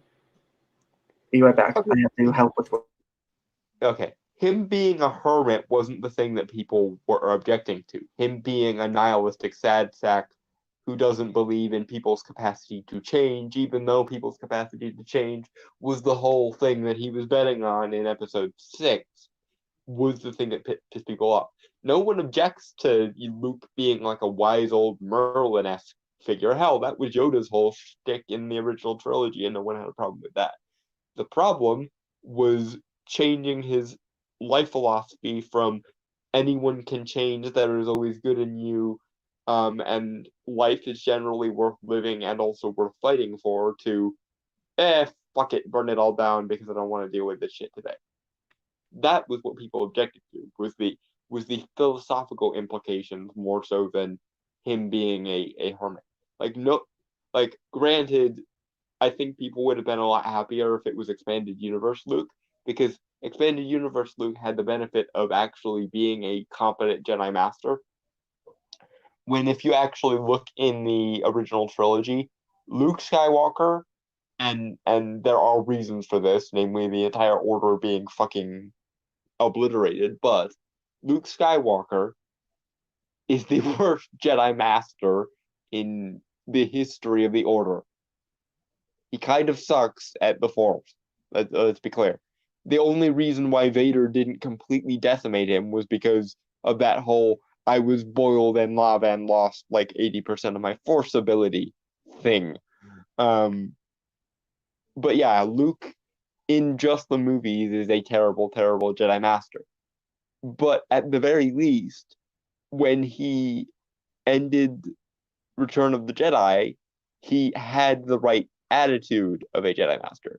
And because Force Ghosts, we assumed that Yoda and Obi-Wan's Force Ghosts were going to teach him the ways of being a not shit Jedi Master eventually. But yeah, if he had been a hermit, but a variety of wise, sagely hermit instead of a I'm going to let the world burn around me. I'm just going to hide away and throw my father's lightsaber into the void because fuck you. If he hadn't done that, I don't think people would mind. Everyone is familiar with the old sagely master trope, whether it's a kung fu movie or fantasy movie or what have you. That doesn't bother people. What bothers people is Luke going from the position he was in at the end of Return of the Jedi to a nihilistic shitheel who didn't even care about being competent and who was the butt of every joke. Because we all assumed, despite the fact that Luke was the worst Jedi Master in the history of the Order, as per the original trilogy, he would develop skills somewhere between the end of Return of the Jedi and whenever he was the wise old sagely master person. And the fact that he appears to have gotten worse, not better, worse from the position of being the worst master in the Order already, kind of pissed people off, especially because it was an abject betrayal of his life philosophy. It had nothing to do with him being a hermit and everything to do with him being a shitheel. Moving on. Whenever Rainstormer gets back. Dun dun dun dun dun dun dun dun. Dun dun dun dun dun dun dun dun dun. Dun dun dun dun dun. Dun dun dun dun dun dun dun dun. Dun dun dun dun dun dun dun dun.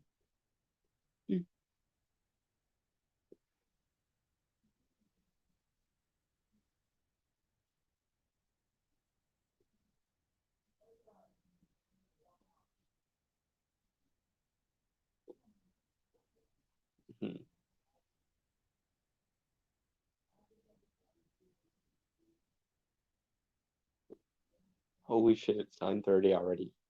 Damn.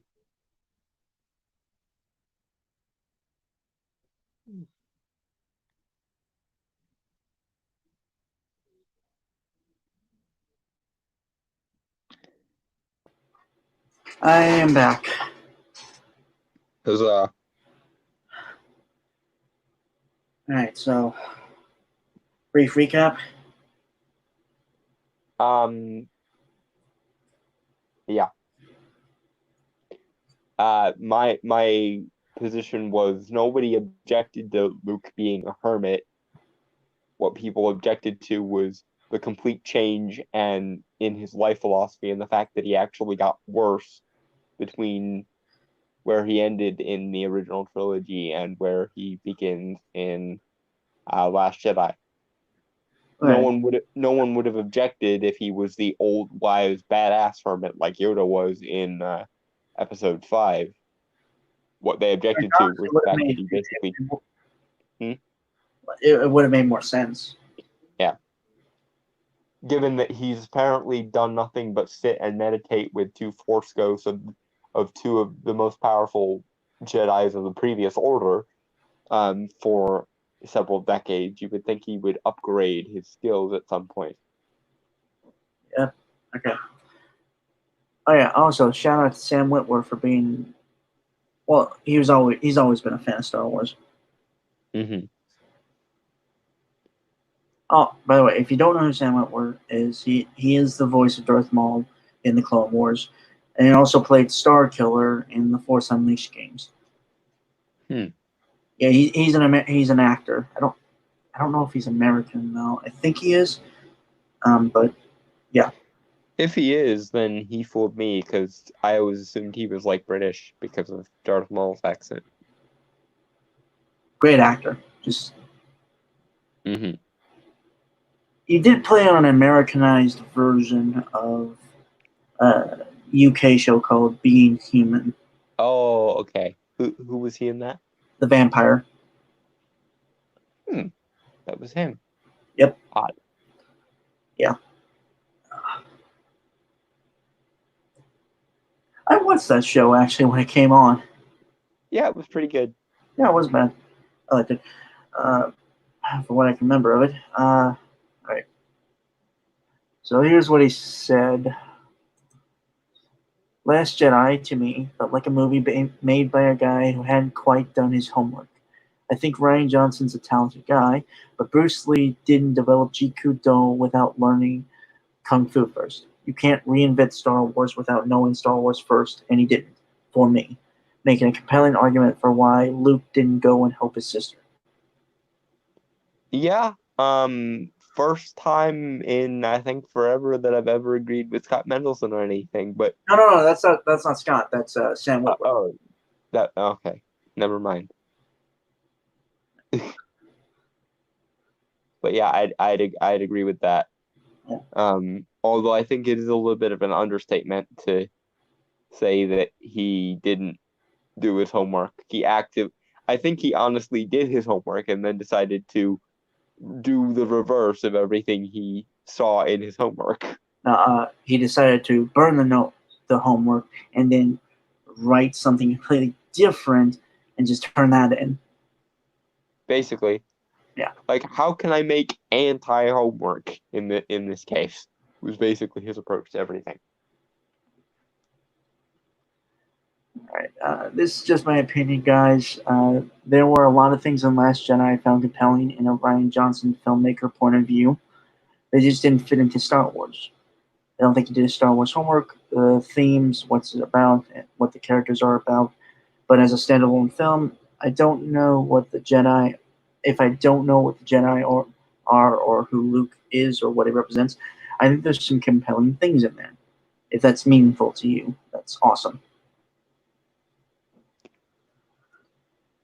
Yeah, I don't know if I would necessarily agree with that because even if it wasn't Star Wars, he still basically created the reverse of the Campbellian monomyth. And because Campbell's monomyth is basically the basis of all storytelling, especially like adventure fantasy storytelling, it probably wouldn't have been good even if it was something no one had any idea about. Right, and plus there are plot holes in it. Like even if it's a standalone movie, I think there are issues, like some issues with the writing and stuff. Like the fact that these two sides that are supposed to disagree on everything only agree on let's burn everything that means anything to the ground. Yes. That is still both the most exemplifying aspect of Last Jedi for how Ryan Johnson's mind works, and also the worst moment in Star Wars history, in my opinion. Well, I could see it from the villain's point of view, right? Yeah, because villains are supposed to want to destroy shit. Yeah. But the fact that the one thing that the Jedi and the Sith agree on is just nope, everything we did before totally irrelevant, so burn it all to the ground with lightning if necessary. It Granted, it wasn't the Jedi. It was more. Oh yeah, I guess it was Jedi actually. Yeah, because Yoda was all do it, I will, and then lightning struck the pile of books. Granted, um, the texts were already gone, so True, but we didn't really know that at the time, and even that felt like a lazy tack on. No, we didn't really do the horrible, terrible thing you thought we did, even though we were relying on you thinking we did that. hmm Cop out. yeah. You know what's funny? Because I was thinking if I were to re-edit these movies, like the sequel trilogy, hmm I would put the beginning battle of the Last Jedi in with the Force Awakens, like as they're trying to do the um, run to Star Killer Base. hmm I think that would work somehow. Yeah, probably would work better than what we got anyway. Again, that's just me. So, all right, where was I? Where was I? All right, I honestly disagree with that, but whatever. He's not a fan of Rise of Skywalker either. This Scott. So, Mm. of course, you don't agree with him. Like he's actually genuine about being a. Well, he's genuine about liking the property and stuff. Yeah. Okay, maybe that's me being kind of a dick. Well, yeah, but you, Scott, you are doing apologetics for the burn it all to the ground party in this exchange, Yeah. and the person you're talking to is very much not in favor of burn it all to the ground, Mhm. thankfully. Yeah. And I just want to note that the guy you're talking to, the guy who voiced Darth Maul, so in this exchange, the Sith Lord is the one making more sense than you. Yeah. I, Damn. I find that I find more that I concur with the devil looking Sith Lord on this matter. What does that tell you, I wonder? Damn. Those were some of the best episodes. Like Darth Maul. Like Yeah, that whole resurrection of Darth Maul was extremely well handled, and I liked the Night Sisters were involved because wait yay. a minute. Wait a minute. I have Disney Plus. Yay. I can watch Clone Wars. You can. You can also watch Gargoyles. I only watched The Mandalorian. Like I completely forgot about Clone Wars. And Gargoyles and Imagineering, which is actually a really good show if you want to know like how like rides and attractions and shit work at Mhm. Disney. Right. I do find interesting the sheer number of people who reacted to Star Wars: The Last Jedi's portrayal of Luke Skywalker as a bitter defeatist, even one with some correct ideas about the Jedi's poor choices in the prequels. Okay, fair. That's a fair point. He understood that there were issues with them. I mean, okay, the Legends or expanded universe. Yeah. Prior to Disney saying it's non-canon, Luke actually made an active effort to restructure the Jedi Order. Yeah, he still was aware that things were wrong. It's not like he was like, okay, we're gonna do the exact same thing we did previously. No, he was very conscious of, oh, we done fucked up here, so let's Right. fix that. There are videos on YouTube that actually talk about it, like what he's done in the expanded universe. Not to mention he was a complete fucking badass in the expanded universe. Oh yeah, like I said, in the movies, he was the worst Jedi Master in the history of the Order. Not so by the time we got to the EU. Yeah, I mean, Dude could choke the living embodiment of evil, which was the mother, aka Avaleth. not to mention, I believe I remember hearing that he swung his lightsaber like this was like during the Yu Song Vaughn War. Mm-hmm. He swung his lightsaber fast enough and so fast that it appeared like he was wielding 10 lightsabers at once. Mm-hmm.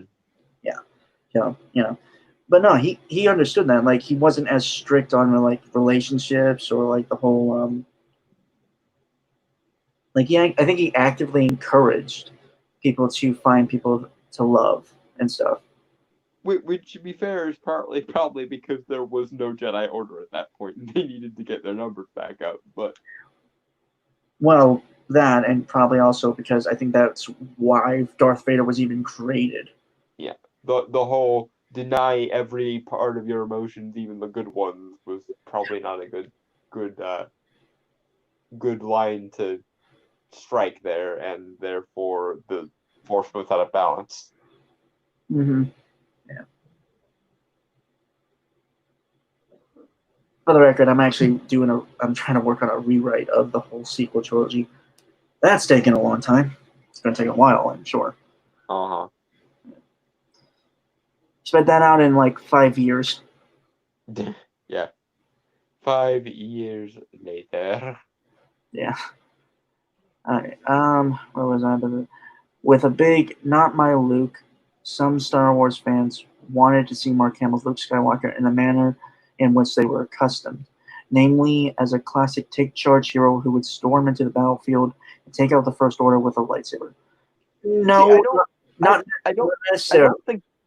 don't think that's what people were expecting. I think they were expecting him to become old and wise and like almost Merlin-esque in some ways. Yeah. Like no one was expecting him to still be the young 20-something, hero type. They were expecting him to be essentially the next Yoda. I think is more accurate to what most Yeah. people were expecting, because that's basically what he was like in the expanded universe, and most of the shit that people liked was an uber powerful character because he was the son of the literal embodiment of the Force's will, don't you know? Mm-hmm. Ugh. Ah, God damn. There's either a lot of dust in my room or it could just be the cold air in my fan. Both. Or the dust in my fan. Yeah, probably both. Yeah, I probably should wash my fan. Mhm. Uh, okay, so. But yeah, no, if anything, I think the logical evolution for Luke Skywalker's character is to kind of, again, with the Merlin thing, is see him go from kind of uh, what's a tale? What's it the kind of fairy tale classic hero? To see him kind of go from an Arthur position, which is what he was at in the original trilogy, to a Merlin position. Yeah, I wanted to do King Arthur, but I wasn't sure if it worked. No, no, it worked because Okay. Arthur was always like an idealist and everything, so it works. Granted, I do think it makes more sense for him not to be a realist, not to be an idealist anymore, but more of Right, because an he optimist. he was a lot darker in Return of the Jedi than he was in either of the earlier two movies, Right, because right. his, his wisdom had made him more cautious, and he knew that he was powerful enough that if he wanted to fuck up shit, he could fuck up shit as Right. needed. I always think that I think it made more sense that he is an optimist, but he's also, well, he's wise enough to know that optimism isn't everything. Yeah, he went from being the idealistic kid, just racing land speeders on Tatooine to the guy that force choked out to um Jabba's palace guards there in Return of the Jedi. Yeah. You know what's funny? I think in my sequel trilogy, I actually, like, for a plot point, I incorporated Mortis because you brought up Aboleth earlier. Yeah. Granted, that was a Force thing, like a Force vision place. So Hmm. still, though, I incorporated it. All right, where was I? What was I? That's somewhat what happened, but I digress. I was pleasantly surprised to see that audiences cared that much about Luke at all. Um, Again, again, Scott, biggest franchise on the face of the earth for almost 40 years. How the hell was this news to you, sir? I, How? okay, I somewhat playing devil's advocate in this. I think his viewpoint was because people have brought up genuine gripes about Luke's character from the original trilogy, right? I mean, you've Mhm. said a few things about Luke, like he's Yeah, like he was the lamest Jedi Master in the history of the Order, as per the movie. I was talking more from the original trilogy, like he was kind of a whiny kid at times, little Oh too yeah, naive and yeah, stuff. Yeah. yeah. See, that's He, genuine gripe. That's genuine gripes, right? mhm. And I can kind of see what he's talking about, like that. Like he thinks that that's like the general consensus, and people don't like Luke Skywalker because of that, or like, Yeah, so, which I guess is more fair, but it's baffling to me just how blindsided he seems to be based on the way he's describing it. Because like yeah, like nobody comes to Star Wars for Luke. I'll give you that. A lot of people, or at the very least, a lot of people don't come to Star Wars for Luke. The more badass classical hero types come for Han Solo, and the more mystically inclined set come for people like Yoda and even Sidious to a certain degree. right. That I think that was sort of the camp I fell in. Like I never wanted to be um Luke or Obi-Wan or Han Solo. I wanted to be like Yoda when I got older. I'll be honest. I wanted to be someone like Boba Fett, like about And there you go. But point being, most people, and I guess this is what he's getting at, most people don't come to Star Wars for Luke. Luke is just sort of he's the point of view character that introduces the universe to us. right. But that being said, given how big Star Wars is as a franchise, it's a little disingenuous to think that no one cares about Luke. I mean, clearly somebody has to care somewhat about Luke, otherwise, you know, that would sort of imply that Star Wars wasn't the biggest franchise in the world for 4 decades, which it kind of was. And again, I think with the expanding universe, it kind of helped grow and make his Yeah, character. a lot of people like expanded universe Luke a lot better than they do movie Luke because, like I said, movie Luke was kind of the worst Jedi Master ever. Expanded universe Luke was a total badass. Yeah, a legend. Yes. Unfortunately now, literally, because the Disney does not know what they're doing. Yep. All right. Again, without getting into whether his character arc is consistent with his journey in the first three Star Wars movies or his dad's history of imploding after personal tragedy. Okay, kind of be the Star Wars fan here, and don't feel free to step in when you want. Mm-hmm. Um, Anakin's fall to the dark side was based on multiple factors. Yeah. Mainly because of the constricting and dogmatic rules of the Jedi Order that restricted relationships. Yeah. Him being lied and manipulated by the Jedi Council on multiple occasions.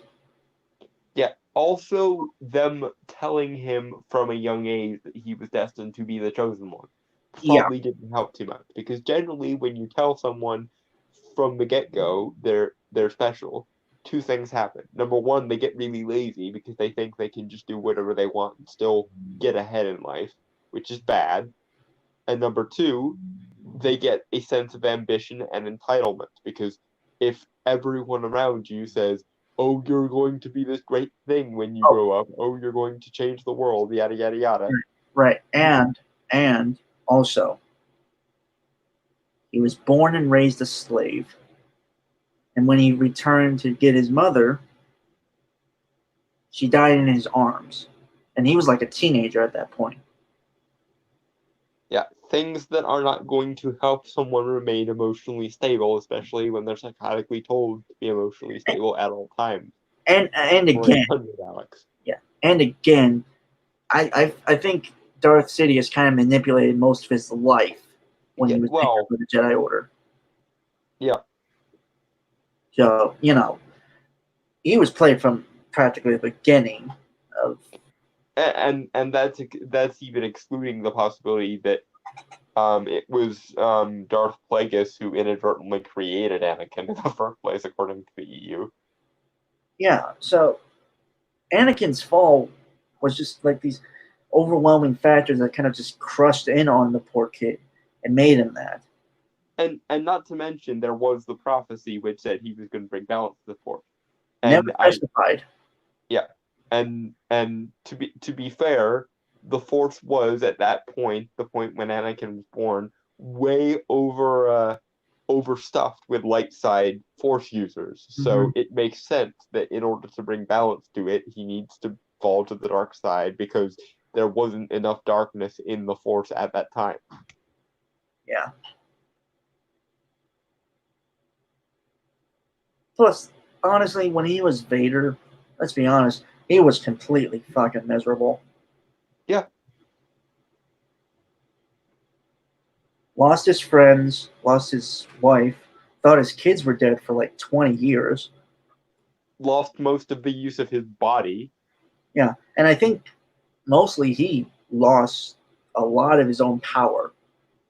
Yeah, because again, and this is the problem with every protagonist in Star Wars getting the shit sliced out of them, because there is a connection between the physical body and the amount of power that one can wield. So, yeah, Yeah, he basically is a withered husk of what could have been the greatest Force user or ever made.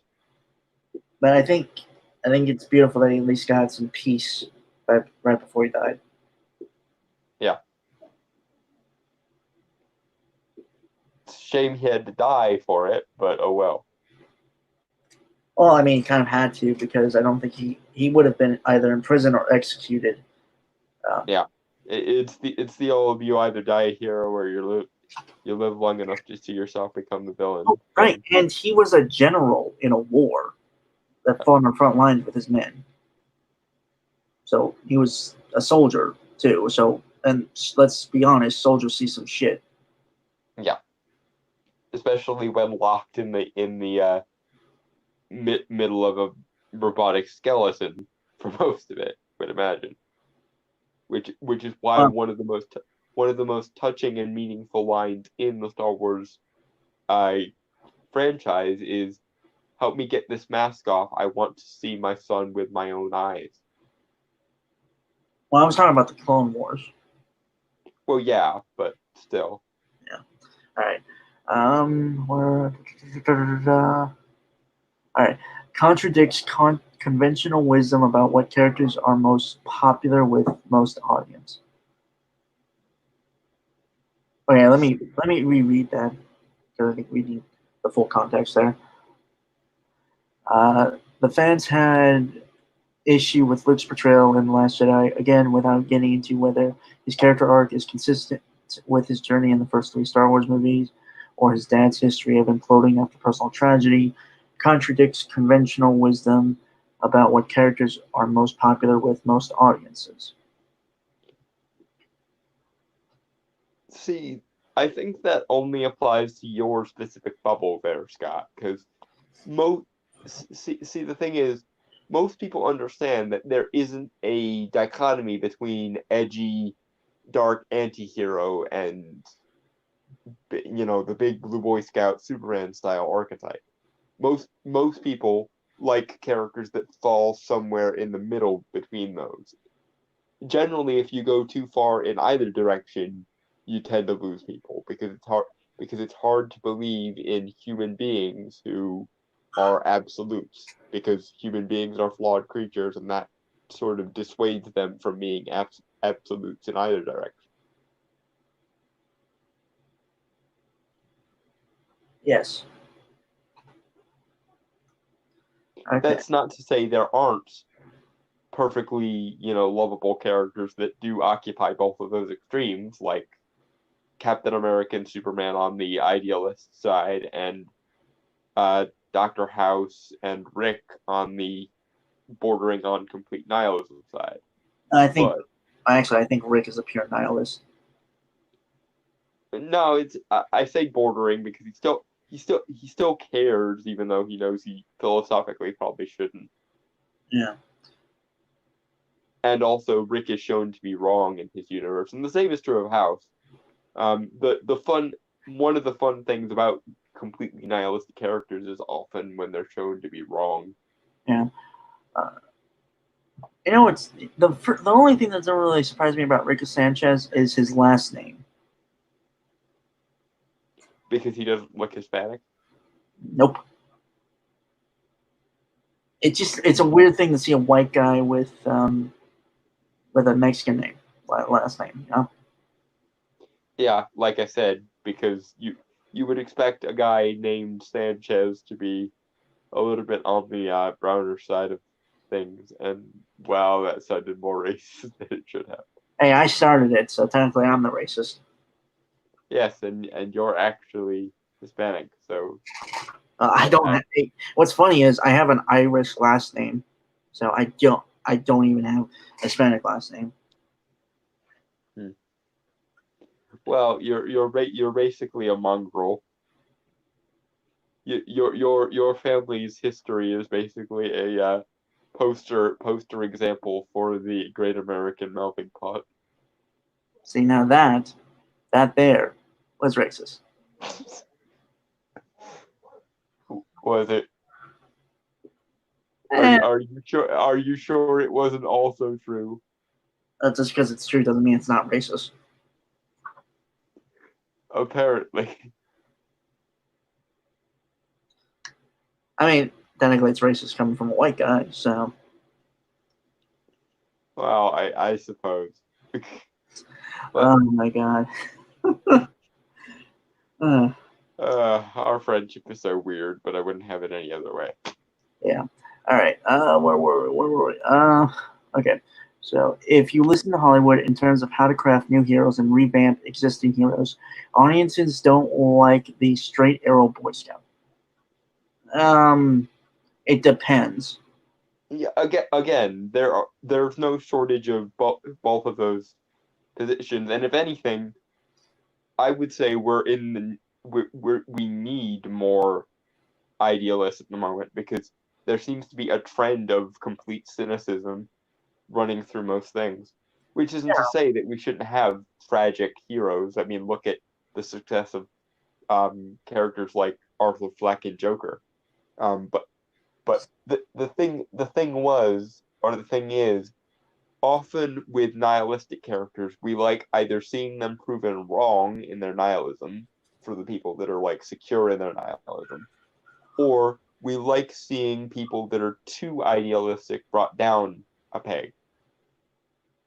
Right. But that doesn't mean that we don't like ideals to strive for. The thing is, you can't just stick characters in these two boxes of either it's nihilistic, dark and edgy, or it's optimistic, pure, and Boy Scoutish.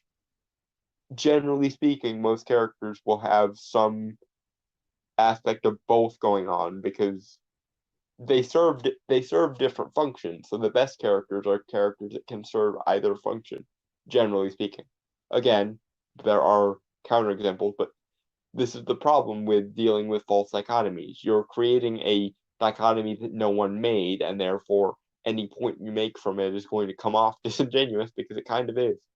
When you say no, the universe can only exist in way A or way B, people are going to remind you, hey, there's an entire alphabet besides A and B out there in the world somewhere.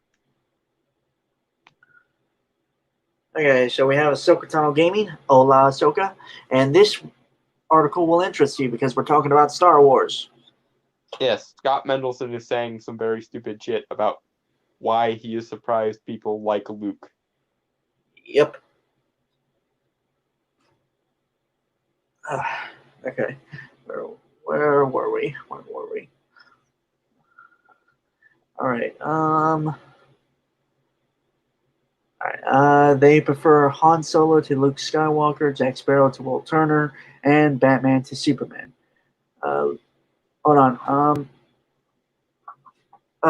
So Gaming. Okay, time to rip this writer a new one. Kind of already been doing that, dude. Yes, we are in the process of that exact ripping, madam. Oh.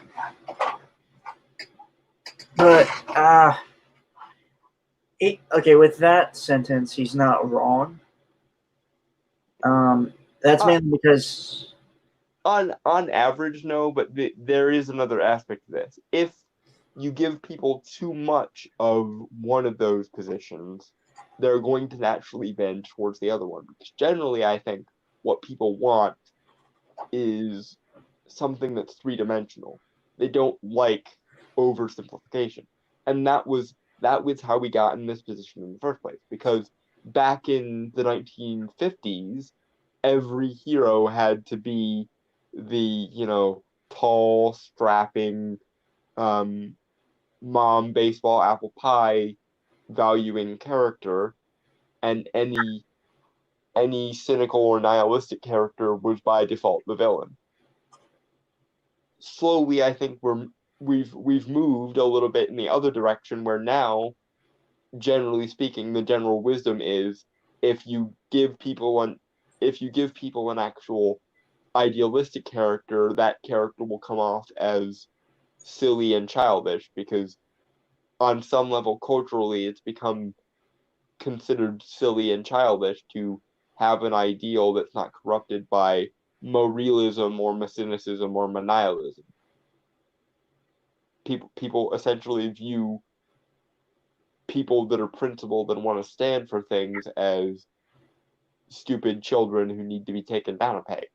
A lot of the time, anyway.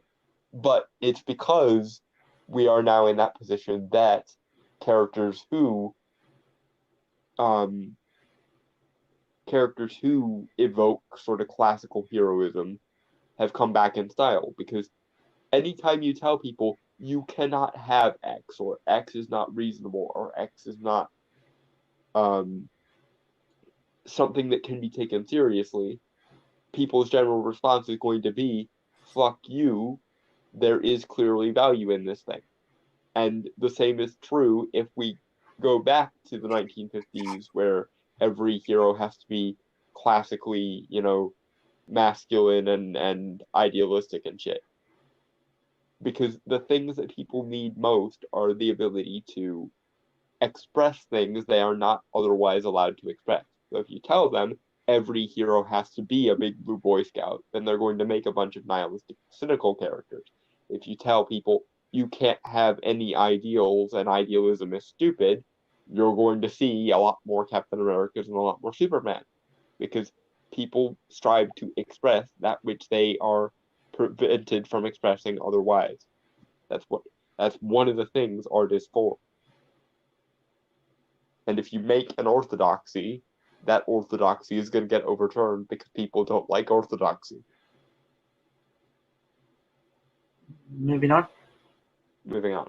Luke Skywalker and Superman are often used as templates for the kind of Dudley Do-Right hero filmmakers claim to avoid because audiences allegedly can't relate to them. See, that's weird because I've never considered Luke to be overly idealistic. Especially comparing him to like Superman or Captain America. You know what's Like, weird? He was never, in the original trilogy, he never really came off as.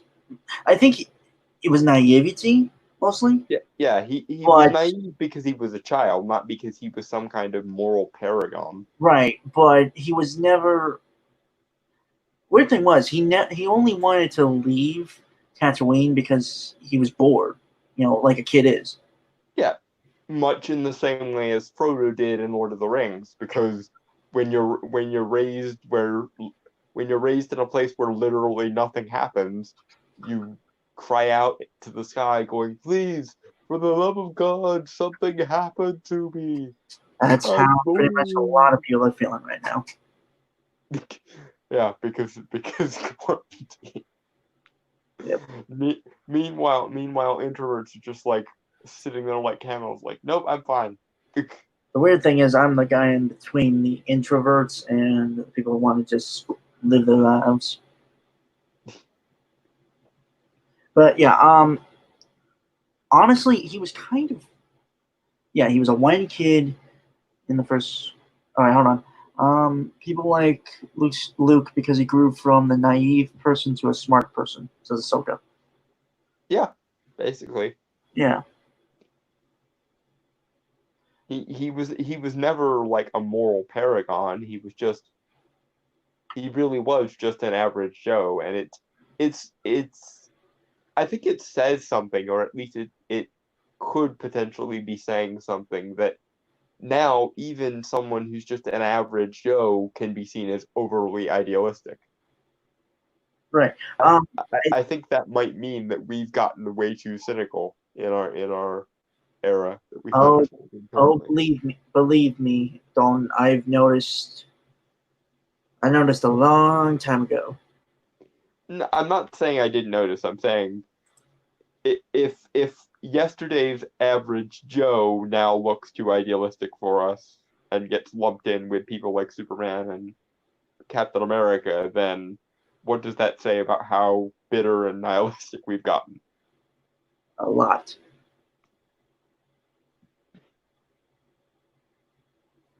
That kind of sad. Anyway, while Guy Ritchie blamed Luke Skywalker's alleged unpopularity as the result why Charlie Hunnam's King Arthur had to be a bit of a jerk. King Arthur, Okay, hold on. I King Arthur and Legend of the Sword was a giant bomb. yes, Okay, yes. I think Yeah, as much as I enjoy Guy Ritchie and I want him to be directing a Constantine movie like yesterday, please, um, that was a remarkably stupid statement. It's almost on par with Zack Snyder going, "We have to make Superman kill somebody, or he'll never have a good reason to understand why killing is bad." And again, as a writer, I came up with a better idea for that. Make him appreciate to truly, deeply appreciate human life. Hmm. And also, it ties in with a statement he said in the Justice League Unlimited show that he has to Hmm. pretend that the world is made of cardboard. Yeah.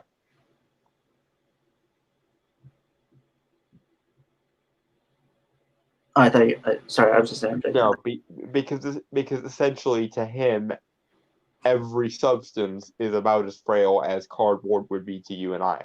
Right, and the way I wrote it, and I think there's still a video I made on my other channel, Brainstorm of Pop Culture.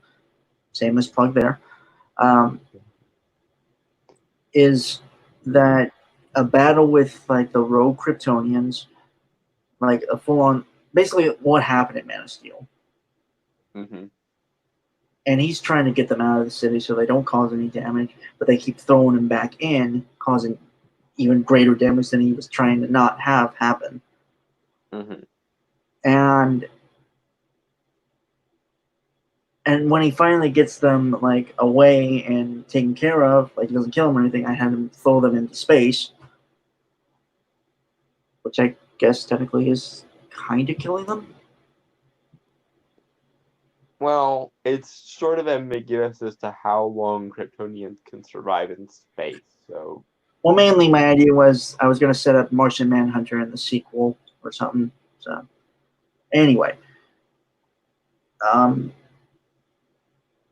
and when he goes down, he's trying to like get people that are still alive from all the like fallen and damaged buildings, like while there are people behind him like throwing and booing and stuff at him, blaming him for this stuff. which would also explain why people were so angry at him in Batman v Superman without making him an idiot. Right. My basic idea was because there are actually good ideas in Zack Snyder's movies. I just don't think they're taken to a It's logical. not executed well and it's not presented well, or Yeah. for good reason. So we had that was basically me setting up the controversial opinion of Superman in like the next movie. Mm. So yeah, just that. Like I think Superman's always valued life. It's just he also, I think it's a good idea to make sure that he understands that he has to be very careful when he lives on Earth. Yeah, because It's a world made people, of cardboard. yeah, because basically to him, everyone is similar to Mr. Glass from Unbreakable. Yeah. Most of the stuff was cut from the Batman v Superman. And that has effects on Justice League, which is why it was not a so good movie.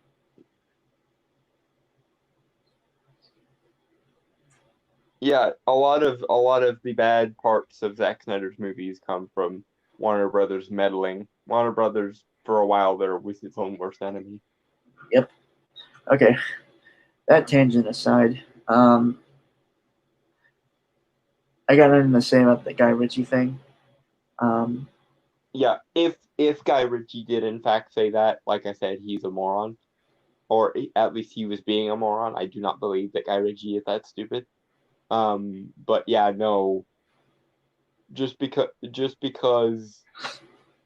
you make a character a bitter asshole does not make them inherently likable.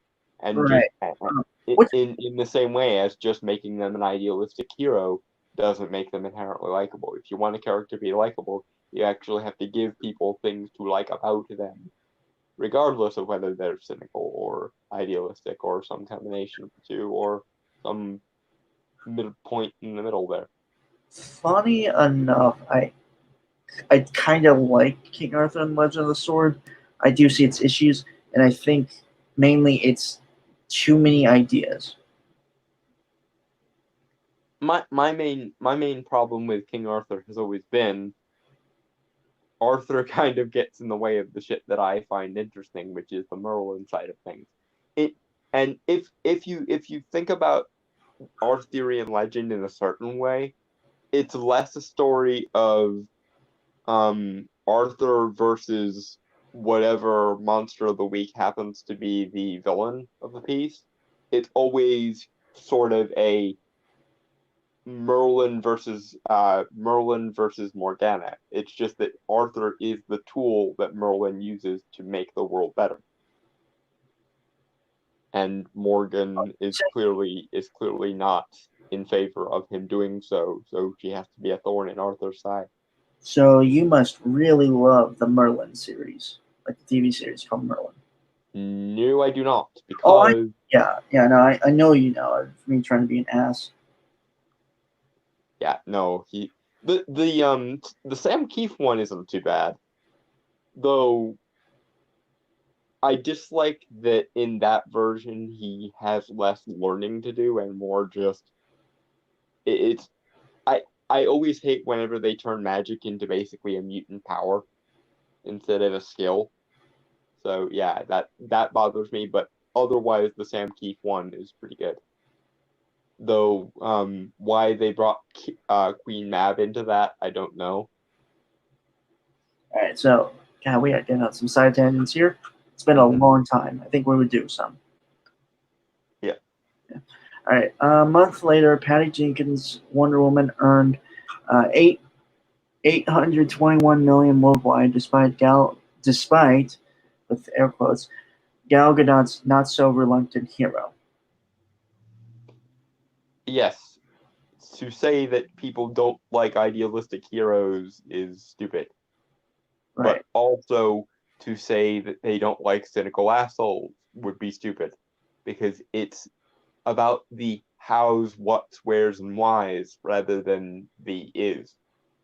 Because you can make a cynical character who is likable. I mean, the comic version of Doctor Strange was very much like that before his sorcery. Doctor House is like that. Rick Sanchez is like that. Basically, any super smart doctors like characters like that. Yeah, pretty much. Unless they're the hospital sex symbol, as per like Dr. McDreamy in any sitcom, or not sitcom, but soap opera. But so too, there are plenty of idealistic characters that people find inspiring. Captain America, Superman. Although Superman is kind of iffy because, and to think of it, Captain America was iffy before Chris Evans nailed it so well. But point being, it's the how you do it that is the important bit. Is this character just whatever insert for morality you want the people to take away from your story, or is this character a well-rounded and three-dimensional character? If yes, then people are probably going to like it. If no, then you're fucked. Yeah, pretty much. Okay. Martin Campbell and friends tried to stress how Ryan Reynolds' Hal Jordan / Green Lantern was closer in spirit to Han Solo than Luke Skywalker. Okay, but that's not.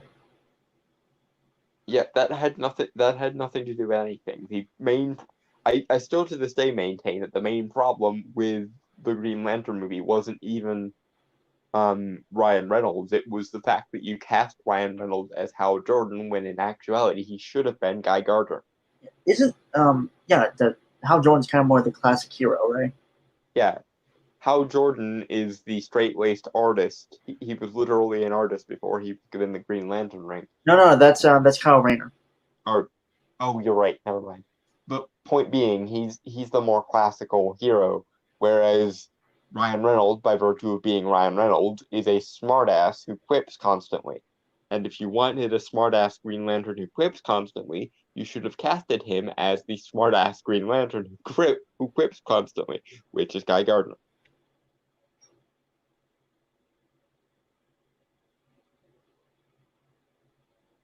Yeah.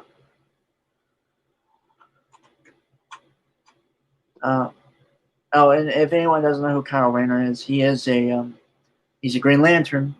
Like I think he's like the third human Green Lantern, or the fourth. No, that's Johnson. If we're not counting Alan Scott.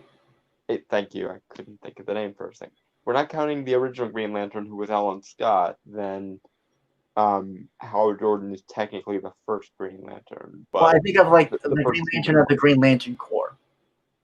Right. Yeah. After the introduction of the Green Lantern Corps, I think Kyle Rayner was the second one. Yeah. After Hal, but I don't quote me on that. I'd have to go and look it up. Yeah, same. Good job, Doug. I think. Okay, so But yeah, if you don't know who Kyle Rayner is, he was one of the first human. Well, not one of the first. He was a human Green Lantern. He's best known for having his girlfriend killed by a villain, I believe called Major Force, and her body was stuffed in a fridge. I.e., that is where the term Yeah, fridge comes that from. hence the origin of the term fridging. Yep, which is fucking stupid. But whatever. Well, I mean, fridging in and of itself is stupid, but so is taking like massive exemption to it because people have been motivated by the death of loved ones for or since time immemorial. So Yeah, I mean, true. So I'm just saying, like fridging, like the term fridging itself, I think is stupid. yeah, it's kind of stupid. Like Yeah. All right. Where were we? Um, but that superhero flick earned just 222 million on a two 200 million budget. I'd say that's still pretty good. I'm well, but you have to keep in mind that if you if you make back only what you spent on the thing, then you're only breaking even. You have to actually make more than you put into it, otherwise you're not making profit. And generally speaking, in Hollywood, there's what's called the doubling rule, which is you basically want to take whatever your production budget was and double it to make a profit because they generally spend about half to double they spend about half of what they spend in the production on advertising and another half on like promotions and or renting out theaters. So generally in Hollywood you want to double your production budget to make a profit. Well, maybe it's just me, but I've never had 20 million or 200 million dollars. So Yeah, but if you did and you spent $200 million on something and you only got 20 million in return, that's kind of a fucked up ratio. I Like know. Still, though, I'm gonna spend X amount of money on this and I'm only gonna get a tenth back in profit. no, I get it. It's still though. It's just like that's still a lot of money. Like to guys like you and me. Well, yeah, it's if you look at the amount of money in terms of you know would I like to live on that for the rest of my life kind of standards, then yeah, Hollywood is pissing money into the wind for no goddamn reason. But on the scale of your average Hollywood blockbuster, it's not good money. All right. Um, that same summer, 2011, Joe Johnston's Captain America: The First Avenger. Oh, and if you didn't know, Joe Johnston's also the one who made the Rocketeer. Yes. Overcame conventional wisdom and skepticism about Steve Rogers being too much of a gee whiz do-gooder, earning 371 million worldwide. Yeah, which is still like the second or third lowest MCU movie, but this was back in like the very earliest parts of phase one, so you know, time and inflation exist. Yeah. Well, because that was a fairly good movie. I would say it's actually the best of the Captain America movie so far. I know that's kind of controversial. Everyone gets a hard on for Winter Soldier and Civil War, but No, I still think I, First Avenger I was kind of agree with you. Honestly, I think if anything, my favorite of the movies is that one because it's very I it, like. it's everything it needs to be and nothing else. Like the thing with especially later MCU movies that are like origin movies is that they feel the need to kind of undermine whatever weight and gravity they have by like apologizing for their almost like apologizing for their source material. Like we know this is a silly situation, her, but like no, Captain America: The First Avenger was entirely sincere, and honestly, that's what makes it better because it was like oh, this is based on 1940s pulp books, then I'm gonna make it as pulpy and 1940s-y as possible. Yeah, And which is why it was directed by the Mr. guy who did The Rocketeer, because Yeah. he's very good at doing like period piece pulp stuff. Yep. Probably should do the Shadow then, or Green Hornet movie. Well, I don't know how he would do with the Shadow, because Shadow's a bit dark. Or I said that, or the Green Hornet movie. Green Hornet movie. I wouldn't mind him on Lone Ranger. I think if they ever did a Lone Ranger movie again, he would be the guy I would want. Yeah. Honestly, we just need a better Green Hornet movie.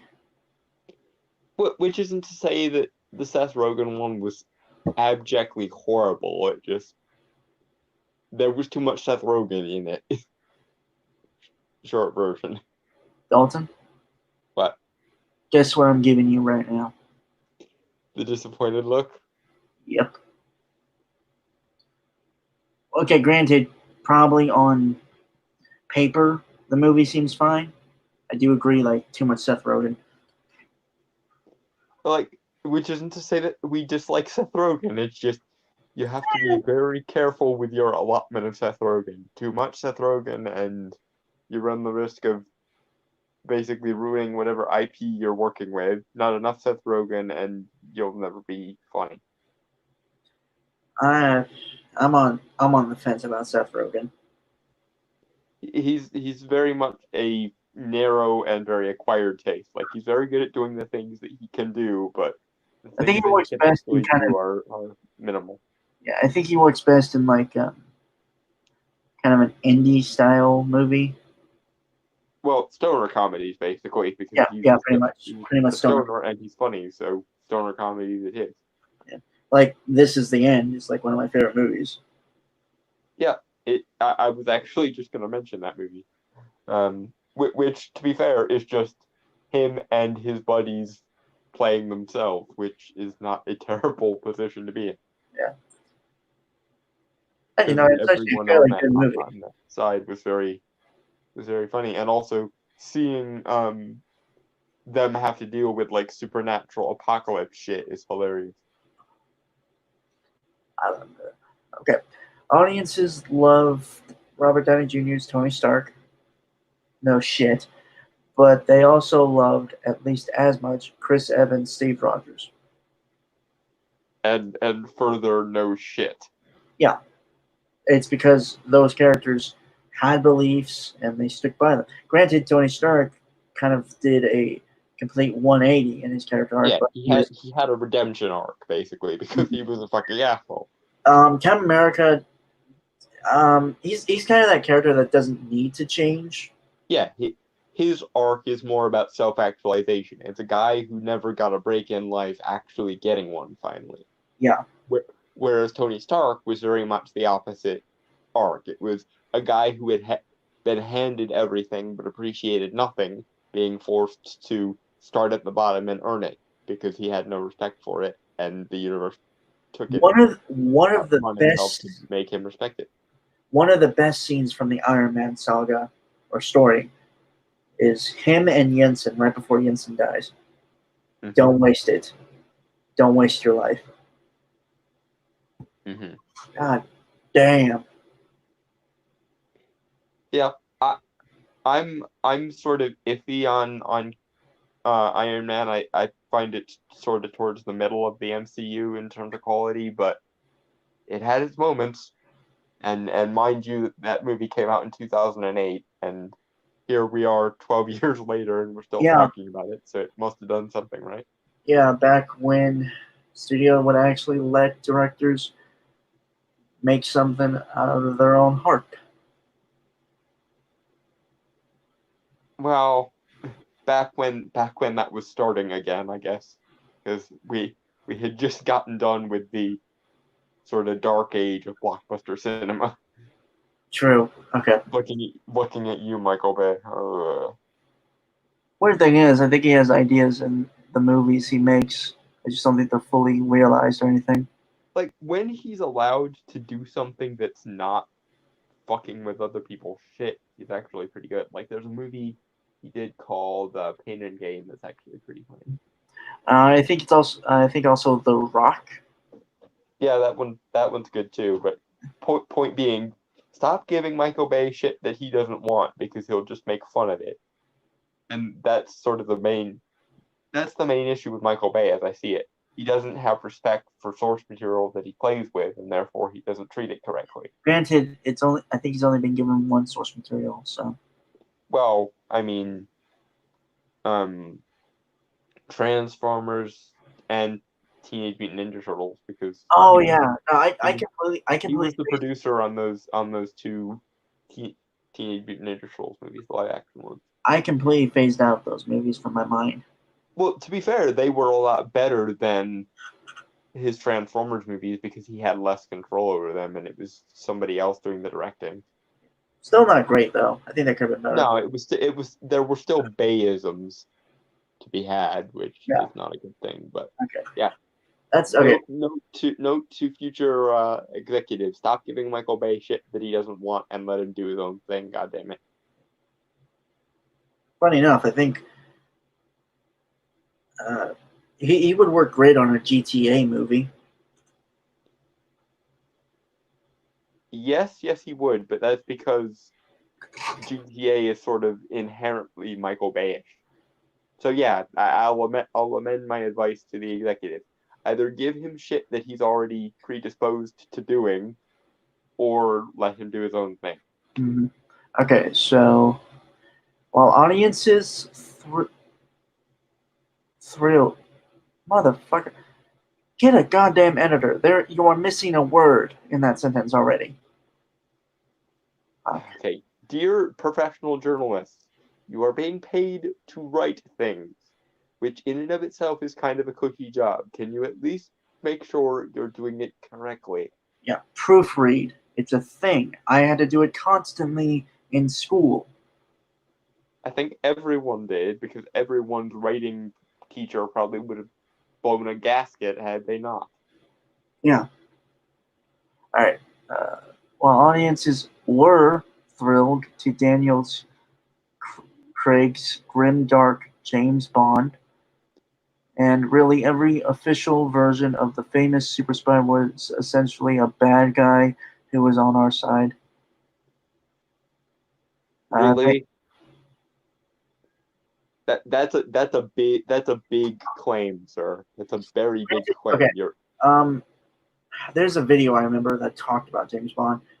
That well, to finish the sentence, they also loved Tom Cruise's kamikaze Ethan Hunt. Okay, just let me. Okay. Show. I remember this video, which was that told the differences about James Bond and Ethan Hunt. I think why Ethan Hunt was kind of better than James Bond. Mm-hmm. Feel free to disagree with me if you want, Dalton. That's Well, it depends on whether James Bond is done correctly or not. And right. the problem with the Daniel Craig era is he's not done well because James Bond is, for better or worse, in my opinion, better, a pulp hero. Right. So stop removing all the pulpy shit. Right. Dear adapters of James Bond. Okay, so my thing is, since they talked about James Bond and Ethan Hunt, if I remember the video I watched about it correctly, that talked about differences of them, is that James Bond fundamentally is cynical. Mm-hmm. Right. Well, at the very least, the Daniel Craig era. I don't think you could say that about other versions of James Bond, but the Daniel Craig era. Right. Yeah. He is it a cynicist or a,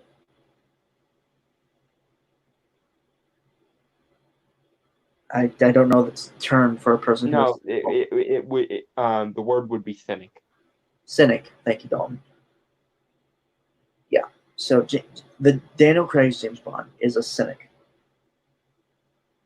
and he also is not prone to having actual true attachments. Right. It's one of the problems of modern James Bond. They tried to make him too much like Jason Bourne, forgetting that Jason Bourne was already a James Bond ripoff. Yeah. Ethan Hunt is an optimist. Because he has like these friends that constantly go on these like life-threatening missions with him, put their trust in him, care about him and stuff, like uh, his extended family essentially. Mm-hmm.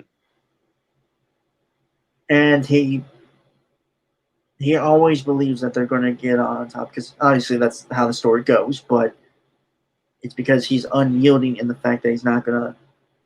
Fallout, I think Mission Impossible Fallout said it best, is that he's never one to try and the whole needs of the many outweigh the needs of the few thing. Mm-hmm. He's the one to go above and beyond to always try to not do that, to Mm-hmm. to always save everyone, like save everyone he can. Mm-hmm. Plus, those movies are like, I think if anything, those movies are kind of like for me, kind of my generation, are like the modern day equivalent to James Bond. I think the closest thing to like a modern day James Bond we have now would probably be John Wick. Probably, actually, yeah. Yeah, But I think John Wick. in terms of like John Wick is very often what James Bond should be in the modern era. right, but what I meant was like for the spy kind of pulpy adventure kind of sort movies. Yeah, I think that's what Mission Impossible is yeah. in that sense. Which reminds me, I want to now that I've made that comparison between James Bond and John Wick in my head. Someone make a movie where James Bond goes on a rampage because somebody killed his dog. I want to see that movie. Yeah. But yeah, I think I have no real issue with Daniel Craig's James Bond. I can see the issues, obviously. I Don't really liked Casino Royale, but Casino Royale was the last time it worked for me. right. I think mainly the thing is that and I get why some people do like the different take of James Bond. Again, there's still issues with it. Is that one? It is a different take compared to all the rest. Mm-hmm. Which, to be fair, the different portrayals of James Bond do happen. Like, there are certain eras that focus more on the gadgets, and certain eras that focus more on the girls, and certain eras that focus more on like the the suave Britishness, and certain eras like now that focus more on the drama. Mm-hmm. I just don't think it fits the roots of the Right. IP in the case of Daniel Craig's era for the most part. Like I Weird said, I thing. really enjoyed Casino Royale, and Casino Royale is actually one of the best James Bond movies, specifically because Casino Royale was actually the first Bond story. So it's before all of the weird shit that happens later to him. Um, but aside from that, the problem is they started him very seriously in the hopes that he would be able to introduce the weird shit and the spy shit later, and they never introduced the weird and spy shit afterwards. They Right. kept it this self-serious, dour, grim bullshit for his entire tenure. For me, I probably would have honestly the smart thing to do is for Daniel Craig. No, no, wait. We are going on tangent here, and I know we do that, but uh, Well, it is 10:30, so we probably should pick yeah. up the pace a little Right. bit here. The Mission Impossible hero and Captain America both refuse to trade lives and are both so relentlessly righteous that they make those around him, Rebecca Ferguson's Elsa Frost and Scarlett Johansson's Natasha Romanoff. Romano. Thank you, Romanoff. Uh, into better people. Yeah, because not every character has to change. Sometimes a character can change other characters. Kind Yeah, some people are just good. There may be a shortage of those people that are just good, but they do exist. mm. And I like those people because while you could say they're one note, they're still fun to be around. I don't always understand those people, but I am glad they exist because if the world were populated by nothing but cynics, we would have a worse version of the world we have now, which is saying something. Given that we're currently in a pandemic and the world is constantly being looted by violent anarcho-communists claiming to fight fascism when they conflate capitalism with fascism. Right. Okay. Critics toast the glories of the TV antihero Walter White, Don Draper, etc., but audiences consume in much greater numbers TV shows like Criminal Minds and The Good Doctor featuring old school heroes. See, I don't know if you can say that entirely. There are more shows like that, therefore, inevitably, there are going to be greater numbers of viewers of those But because there are here's the more of thing. those. Here's the thing: is that uh, Don. I haven't seen Mad Men, so I don't know Don Draper, but I've seen a little bit of Breaking Bad. Is that they are well written characters that really you cannot really pinpoint their alignment. Well, yes, there are some characters that are more easily on kind of the more blacker side of the spectrum of the black and white spectrum. Mm-hmm. Uh, I always feel like there's always most of the characters are just vehemently gray. Yeah. But they're written in such a sense that you find them captivating no matter where they are. Mm-hmm. So really, it all just ties down to how this character is written. Yeah. How they grab the attention of the audience. Basically. I mean, And the same is true for other mediums as well, because like in books, using my recent favorite book series, The Dresden Files, as an example, in that series there are characters that basically are all over the shop as far as alignment goes. You have characters like Harry's friend Michael Carpenter, who is basically the archetypal Captain America-esque paladin character. He's literally a holy knight. Then you have characters like Gentleman Johnny Marcone, who, despite being an evil son of a bitch and a mobster, is the most courteous and polite motherfucker you will ever likely to meet. Then you have Mab, who is a scary, scary bitch, but is also bound to fulfill every aspect of her word regardless. And then you have Harry, who is basically chaotic good in the sense that he doesn't really understand why characters like Michael do as good as they do, but he still respects and admires their ability to be uncompromisingly good. And he hates Gentleman Johnny Marcone because despite being a polite son of a bitch, he is also an evil son of a bitch. And Harry doesn't like that.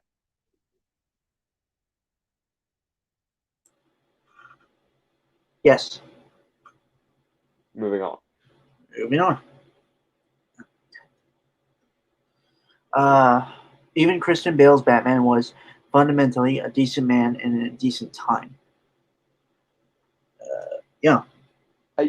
Well, I don't think Christian Bale's Batman has much to contribute to this particular discussion. He's very ambiguous as far as, especially as far as Batman go. Right. What was highlighting the need for compassion and mercy in a city often lacking in those elements. So, like Arthur Fleck's Joker did. And yet somehow you're spinning this as a positive for this character when you considered that exact thing a negative for regards to his character.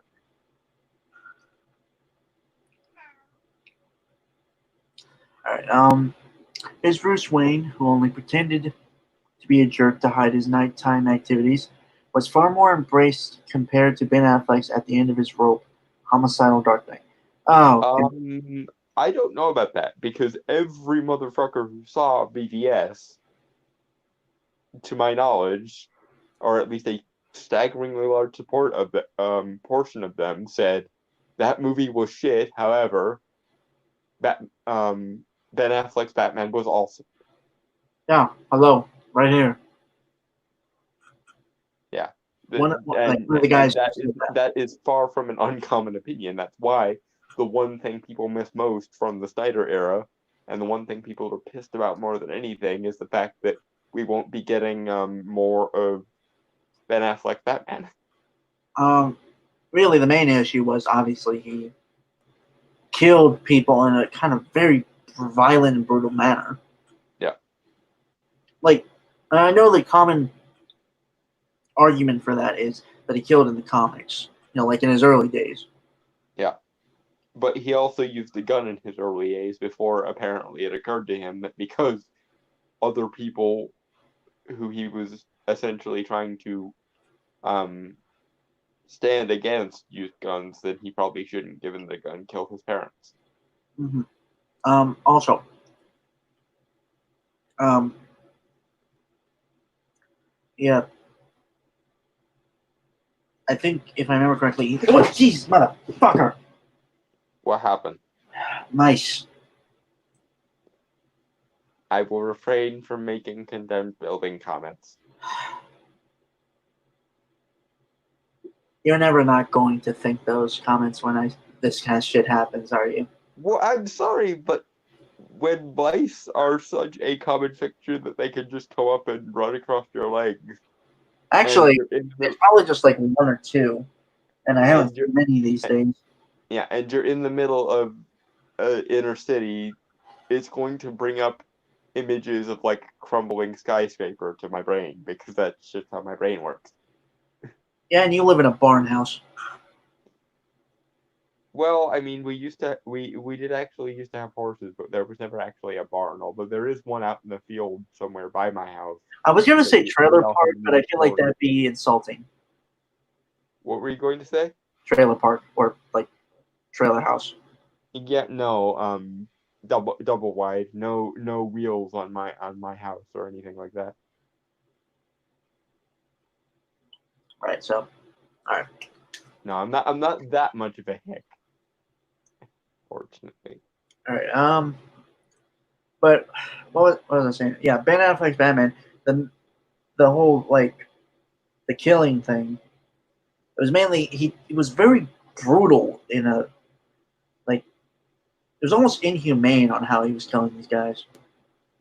Now, granted, that was supposed to be a takeoff of the Batman from Dark Knight Returns, who had seen some shit and was broken by the shit But, he had seen.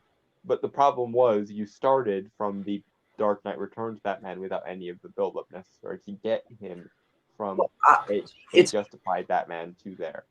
even with that, I'm fine with this being an older Batman because I think that really works well with the contrast of like a younger Superman. Yeah. Like the youthful idealism against the aged cynicism. Yeah, the age grizzled cynicism that's been beaten down by the world. Mm-hmm. I think again, it's the writing that was the issue. Mm-hmm. Um, Pundits and executives argued that The Dark Knight showed audiences demanding grimdark blockbusters. Yeah, No, and I agree with you. That was stupid. it was more just well the writing and stuff, Yeah. and also But but just but to be fair to Scott, that is for a while the lesson that Hollywood took from it because Hollywood is stupid, mhm. and his claim was specifically that that was the lesson that pundits and executives took from it because pundits and executives are dumb motherfuckers, apparently.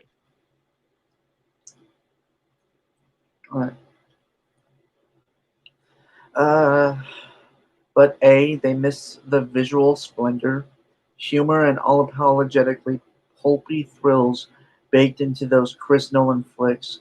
And B, they ignored that the success of The Dark Knight was followed by the bright, colorful, and somewhat optimistic likes of Avatar, Star Trek, The Avengers, Frozen, Furious 7, and Jurassic World.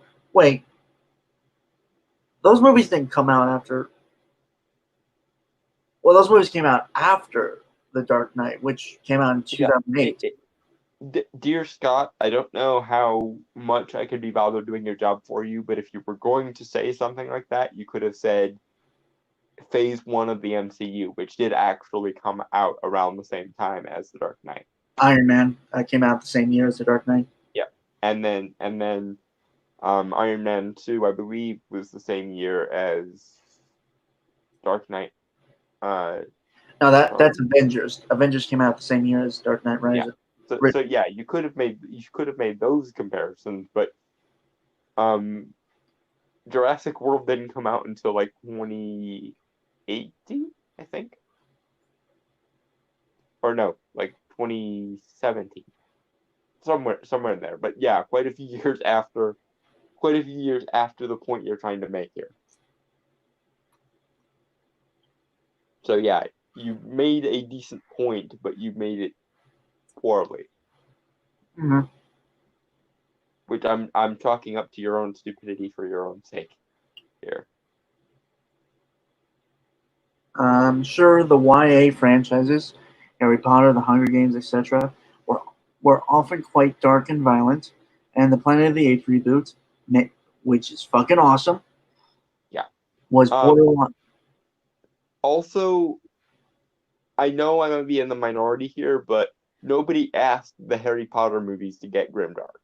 That was a stupid decision made by the likes of Alfonso Cuarón. Well, Because I thought the movies were just following the books, right? yeah, but just because something is dark in nature doesn't mean it has to be dark in tone. And by the time Prisoner of Azkaban came out, and after, basically all color and whimsy had been drained from the Harry Potter franchise, which was one of the stupidest things I think I've ever seen. Oh, I didn't know because I haven't watched those movies. Okay, watch the first two, and then watch Goblet of Fire, which is the fourth one, and you'll see what I mean. All right. Probably not going to do that because I'm not a big fan of Harry Potter, nor really give a shit. Yeah, don't. It's a bad franchise, unfortunately. But yeah, no. Unfortunately, it was also my generation's excuse to learn how to read, so cultural osmosis and shit like that. Well, I got to read through comic books, so Now I am genuinely envious of you that you never had to deal with the Potter with Potter mania. I think it was still happening while I was growing up. It's just more of I didn't really get into it. Well, you are 4 years younger than I am, so you would have missed the big push for it. Mm. I was 6 when the first movie came out, so yeah, I grew up right in the eye of the Pottermania storm there. Hmm. Backtracking, and the Planet of the Apes reboot was borderline nihilistic. That's not a criticism. It was that. also a prequel to a dystopian future, so it kind of needed to be. I never got that. Like, I never got that it was nihilistic. I got that it was foreboding, obviously, because it was prequels. There really wasn't that much nihilism in the Planet of the Apes movie, especially given that it was a prequel to a dystopia. It was just sort of a, oh, look how human beings are stupid again, sort of was the main theme of that. Like, look how human beings create things that lead to their own destruction again because they're Right. stupid. I mainly got like the character journey of Caesar growing. Yeah. His end. In the immortal words of Charlton Heston, "You maniacs, you blew it up," was sort of the point of those movies. And given that being sort of the defining factor, they were actually fairly optimistic for what they ended up being. Mm-hmm. Okay, so, and I will not lie, I was near crying with the last movie, like the end. Well, actually, throughout the movie, I was near crying. Yeah, which is how Brainstormer judges if a movie is good or not. So, bias being what it is. Mm-hmm. All right. However, the idea was that every blockbuster had to be like the stereotypical perception of The Dark Knight, or that the success of Iron Man meant every new hero needed to be an edgy jerk. Needed to be an edgy jerk. Didn't quite fit. Iron Man wasn't an edgy jerk. He was just kind of an ass. Yeah. However, he presented himself as an ass to the public, while to those that he was close with, he seemed to be genuine and nice. Yeah. Also, he was an ass as a coping mechanism because of his mountains worth of daddy issues. Yeah.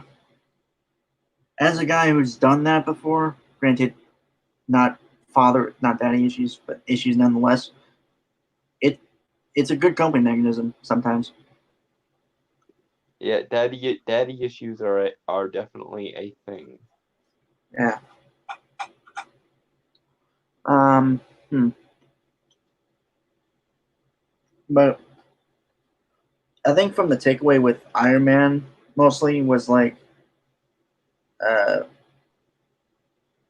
was kind of a thing that I hated that movies started to do more often, specifically in Marvel movies. The quipping, the constant quipping. Yeah. Granted, it makes sense for Iron Man. That's fine. Yeah, because he's more- a smartass who quips constantly. Yeah, but it just happened to be like every other fucking hero that Yeah, does that. it didn't need to be Star-Lord and Doctor Strange and Black Panther and basically every other character Right. in the Marvel universe. There can be some characters who just are the adult in the room.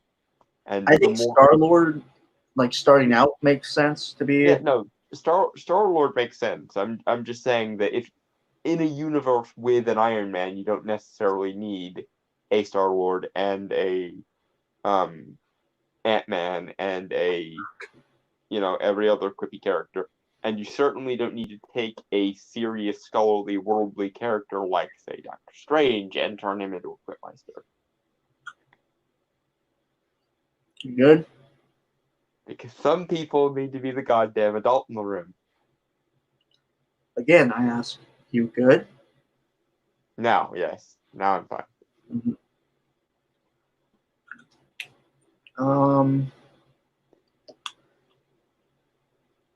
Moreover, a poll released just before the global opening of The Last Jedi showed that Princess Leia is the most popular character, followed by Luke Skywalker, Chewbacca, Yoda, RDD2. R2, thank you. Again, get an editor. Yeah. R2D2, and only then Han Solo. Maybe, just maybe, a young Princess Leia forms the rebellion prequel / origin movie might have been more successful than Solo a Star Wars. Okay.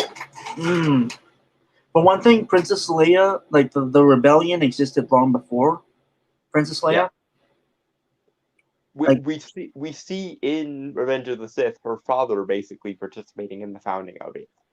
Senator Organa, hello? No, you just want to rewrite fucking history. Anyway. And lest we forget why they want to rewrite history, because female character. Right, but the Han Solo thing, mainly because Han Solo got fucked over. Yeah. In a lot of the media after Disney bought it.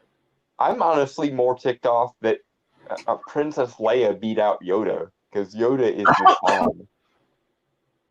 I think that poll might have been for I don't know. I just don't think. I think there might be something a little sketchy with that poll. Yeah, because again, like maybe I'm biased because I always wanted to be like Yoda when I was growing up as a kid, but nobody puts Master Yoda in a corner. Right. Or Baby Yoda. Or apparently. Although not the same character because it's just the same species, but still. Apparently the magics of Yoda transcend age. Well, Yoda's species has an automatic badass filter. Well, actually, it's just because I think Yoda's species, because we don't actually have a name for them, is that that's a species that naturally drawn. That Yeah, naturally. no, they are basically born as strong as your average Jedi. So yeah, Uh-huh. that's actually the reason why Yoda and his species speak in the weird syntax that they do, because apparently because time is weird in the Force, they're constantly being shoved between now and either the past or the future. So they're always sensing. They're essentially so hypersensitive that it fucks with their syntax. That sounds like it sucks. Yeah.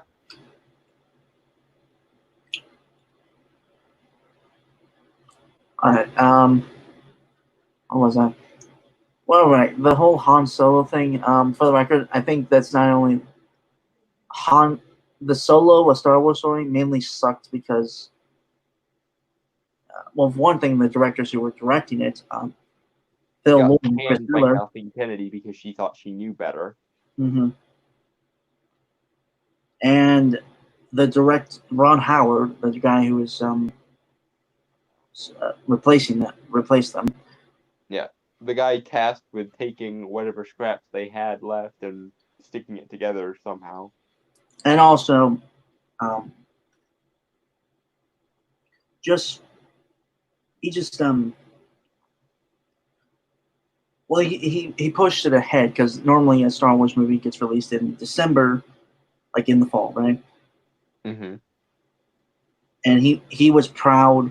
I remember correctly, he was very proud of having it moved to like I believe it was March.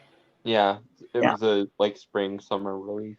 Mm-hmm. So he was he rushed it. I don't think if he took the extra time to really like in editing and stuff, I think it could have been better. Mm-hmm. Or if Kathleen Kennedy had gotten the fuck over her ego and let Phil Lord and Chris Miller do what they do, Mm-hmm. we wouldn't be having the conversation. Solo would have been awesome. Yeah. Um, that's not to say that Ryan Johnson uh, and friends were wrong to turn Luke Skywalker into a defeatist hermit during The Last Jedi.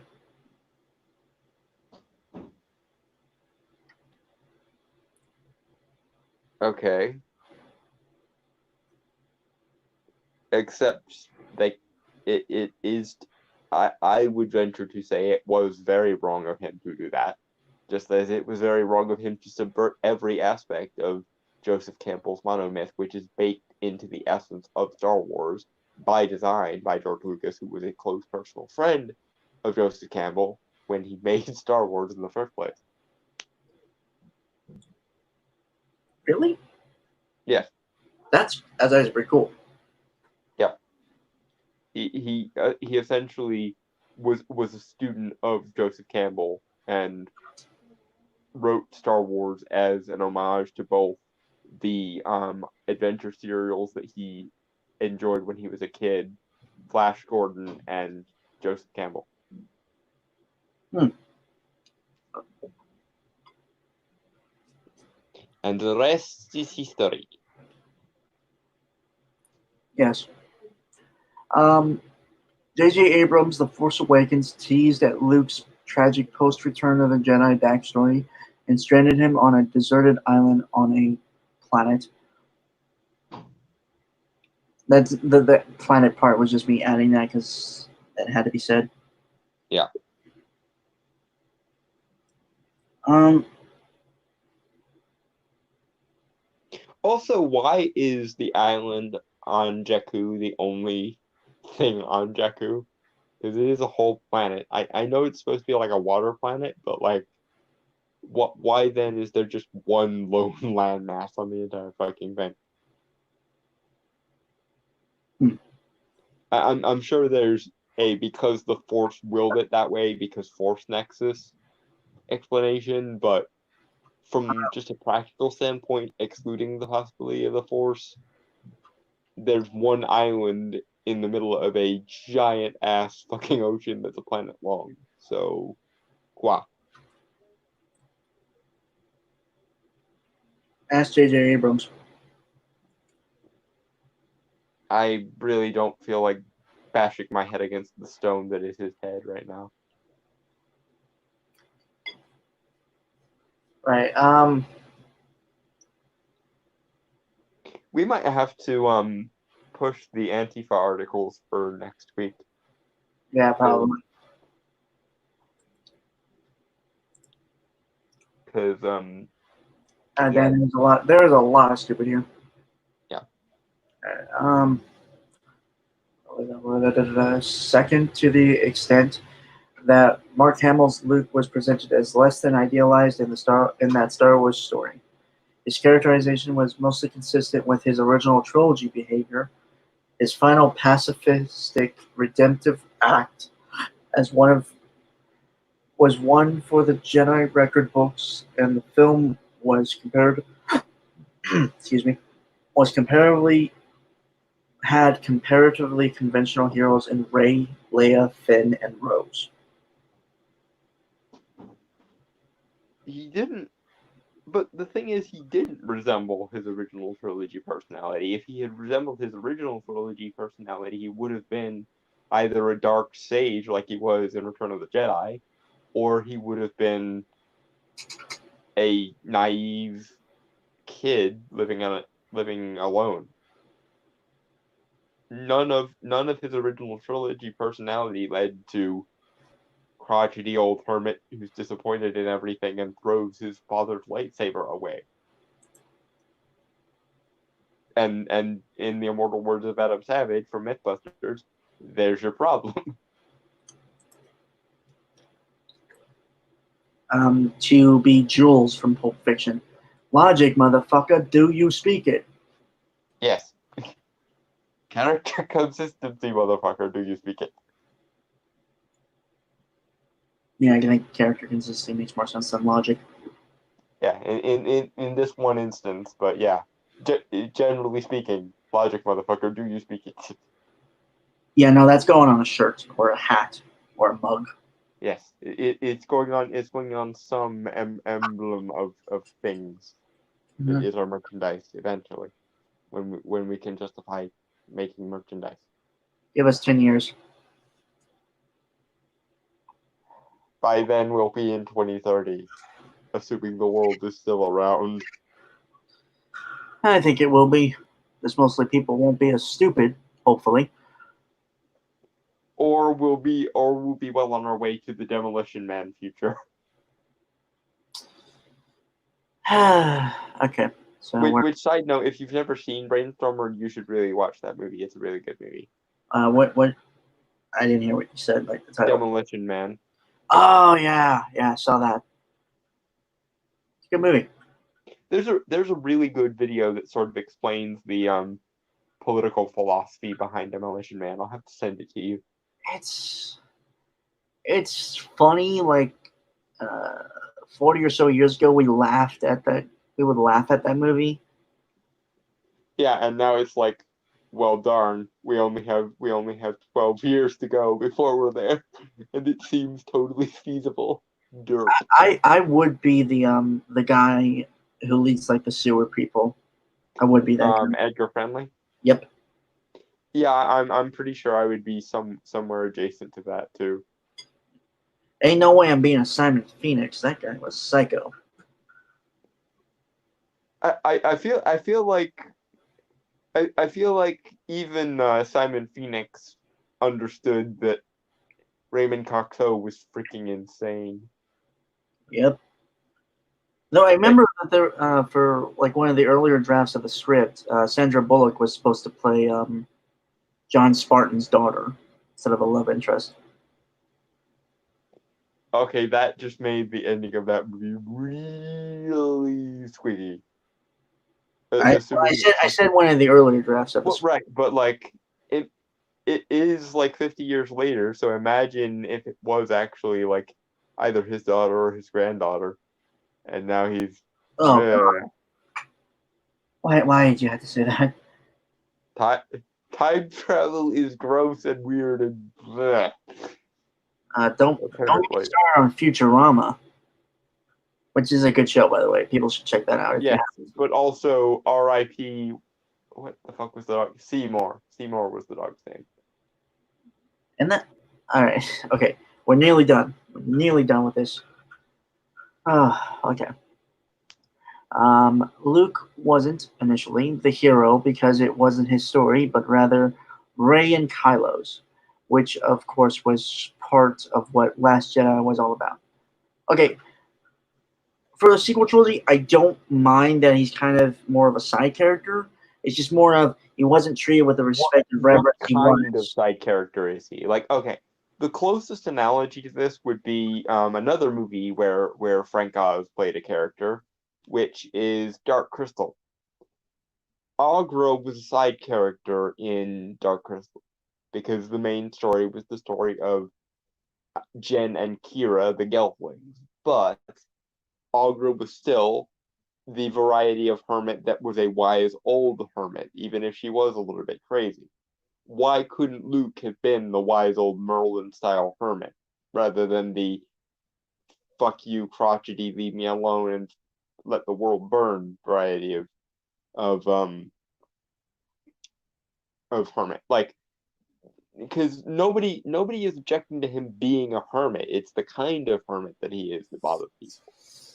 He went from, the savior of the world to nihilistic, get off my lawn, leave me. He basically became Mr. Nevercracker from the movie Monster House in Last Jedi, when he should have at least been similar to an Agra from Dark Crystal. That wouldn't have bothered people if he was the wise, powerful, all-knowing character who was like, you must work this out on your own because I cannot interfere in the ways of the Force and so on and so on. That wouldn't have bothered people. Granted, also I don't think the Mr. What was it, Mr. Mr. Nevercracker from Monster House. Yeah, I don't think that one works because he was actually kind of a compelling character towards the end of the Yeah, movie. when you get down to the why he was forced to stay in his house constantly. God, But that I was mean, such a I mean that was more how he was perceived and how he acted in the very beginning of the movie before anyone knew his secret.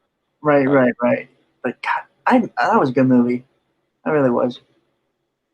I was gonna say I bet that was one of your favorites because for some reason the main character in that kind of reminds me of you. Okay, fair enough. But no, I like it because it's like a Halloween movie, and Halloween's like one of my Yeah, favorite. dark movies are awesome, especially around Halloween. Okay. Got a bottle of soda with me, and no, it's not root beer. It's Mountain Dew.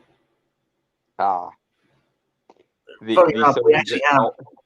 the soda that got me so addicted that I actually had to give up soda altogether. It's okay. That we actually do have root beer. I just didn't want you giving me shit. Of course, Okay. I'm still gonna do it though, but for different stuff. Uh, I'm never gonna stop giving you shit, but it will be for different things. Because I drink soda. Because I'm your friend, and that's what friends are for. Hmm? Yeah. All right. Funny enough, in my retelling, because like I said, I'm working on a sequel to. I'm working on an entire rewrite of the sequel trilogy. Hmm. I I just made him a Force Ghost. I had him killed off before, in the middle, in between the original trilogy and the sequel trilogy. Yeah, that probably would have been acceptable too. It just makes sense because there's Though I do think people would want to see how Luke died. Maybe he died in like a last confrontation with Snoke, and there could have been an awesome flashback right. thing. Yeah, that would have made more. That would have made sense. And we could have actually seen full-fledged Luke Skywalker using his fully developed Force powers against Snoke. Ugh. Excuse me. Um, okay, so um, the relative backlash to the extent of that the film's A cinema score, rave reviews, and 1.333 billion global gross companies compares to CEO friendly online negativity and displeasure. Okay, Scott, number one, critics can be and often are biased because they are a class unto themselves and have their own internal culture that is separate from the rest of the world, and therefore it's kind of a problem. And secondly, Force Awakens made almost double that. And you want to sit there and tell me that Last Jedi making almost half of what Force Awakens made, even possibly a little less than that, has nothing to do with people being dissatisfied with the movie. Okay. Also, apparently, even my cat wants to call you a liar. Yes, kitty cat. All right. What was Fish cat. All right. Yeah. And plus, actually no. I got none. You covered that well. So got nothing to say to that. And displeasure from folks actually involved in making the movies. Yeah, it's kind of telling. It's kind of a telling sign that even the people who worked on it didn't like working on it. It's almost like people who work on a Star Wars movie, generally speaking, like Star Wars and want to do it justice. Because, Star Wars is kind of a big cultural institution and has been since the 70s when it first debuted. Yeah, early '70s, right? Or no, I, late '70s. yeah, I think the first one was 78? Yes? What? It was either 78 or 77. Because I know, I remember my grandfather, who was like a teenager in the '70s, told me that he went to see Star Wars in the theater. yeah, it was one of the first big like fandom events. One of the first big blockbusters ever made. Okay, so my grandfather wasn't a teenager. Was he? No. Yeah, yes, he was. He was. My uncle was born in '79. It's confusing. I'm looking it up. Let's see. I always forget I forget sometimes I have internet. I can look this stuff up. Yeah. To the internet. Thank you. Okay. What was that? Star Wars.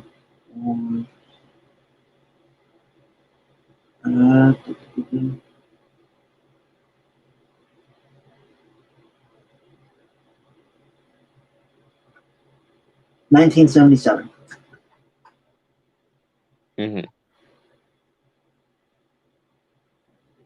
So yeah, late 70s. And then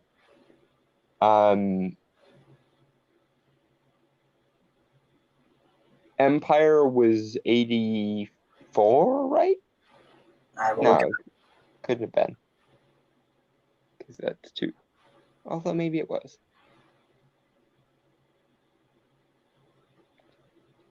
1980. Okay. And then Return of the Jedi was 84. Well, okay, give me a sec to check because I want to make sure I'm. Yep, 1980. That was Empire Strikes Back. And, I'm not gonna lie. I thought Return of the Jedi came out in the '90s. No, it was Back to the Future 3 though did, and that fucks with my head a lot. Because it's technically set in the '80s. Well, like the ending of it, right? Like it ends in the '80s.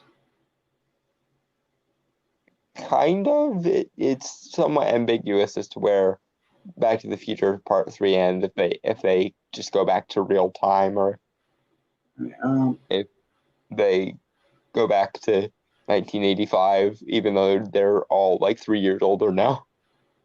Which is the weird part of time travel. If you time travel into the past and then come back years later to your present, you're however many years older than you otherwise would be, and you've only been gone in real time for a few minutes. Well, technically, I think they. You know what's weird? I think overall the entire venture of those movies, like Mm-hmm. for the characters, took place like I don't know, like a week for at least Marty. Well, yeah, Doc was in 1885 for a few months before Marty was able to come back to him because he got struck by lightning at the end of part 2, and then he stuck the letter to Not. Marty.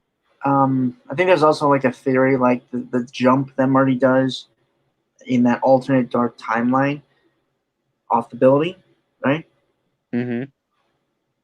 Doc had to go through a few different times to make sure he caught Marty at the right time. Okay, this is officially a Rick and Morty episode now. Time travel, man, it's fucking it fucks your brain. To quote the 11th Doctor, time travel, you can't keep it straight in your head. No matter how hard you try. Anyway, yeah. So Return of the Jedi, 1983. Okay.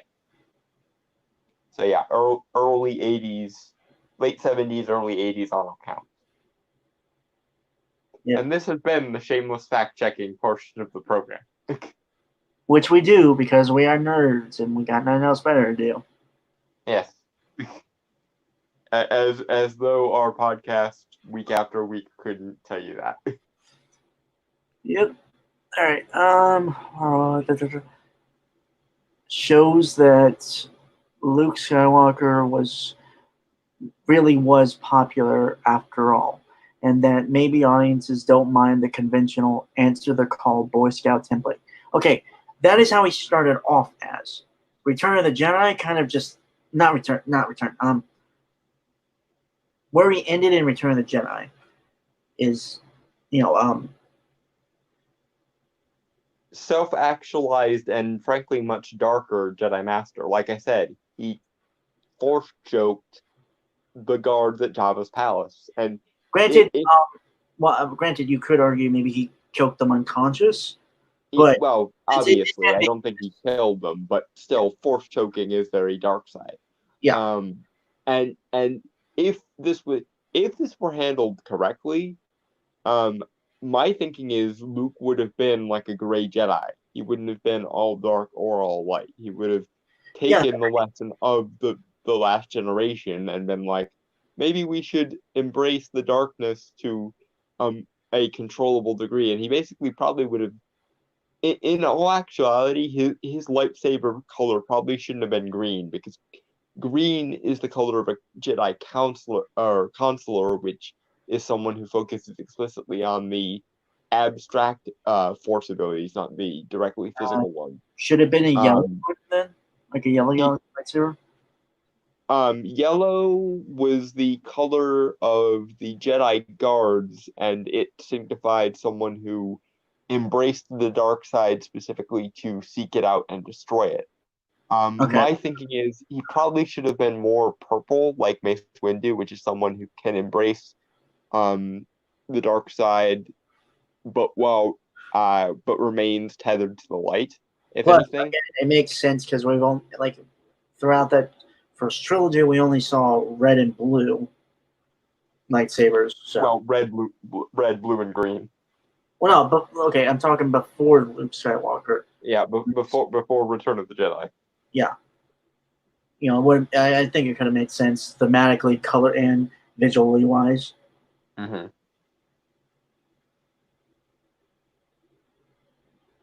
Also, I think Luke probably should have had a double-bladed one when he became a Jedi Master proper.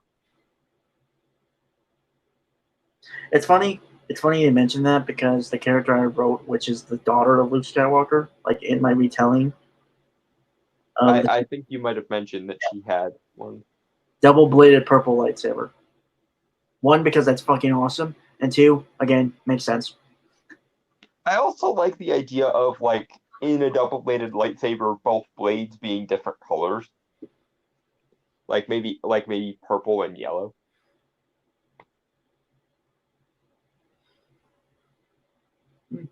Save it for your OC. Yes, I have. In fact, my sort of Star Wars self-insert character that I sometimes imagine myself as has two double-bladed lightsabers. One of which has a white and a green lightsaber blade, and one that has a yellow and purple lightsaber blade. You know, there was like one lightsaber design I thought of, but basically the hilt is like a that of a duelist hilt, Mm-hmm. like for a fencer. Mm-hmm. Never really thought of the color of the lightsaber, but I thought it was like a cool hilt design. Mm-hmm. Probably a Jedi Knight would have it, so like probably blue. I also like the idea of the metal aspect of the lightsaber being infused with Night Sister's magic, because we've seen that they can enchant metal objects and create metal objects. So I like the idea of Um, them infusing the metal aspect of a lightsaber with magic.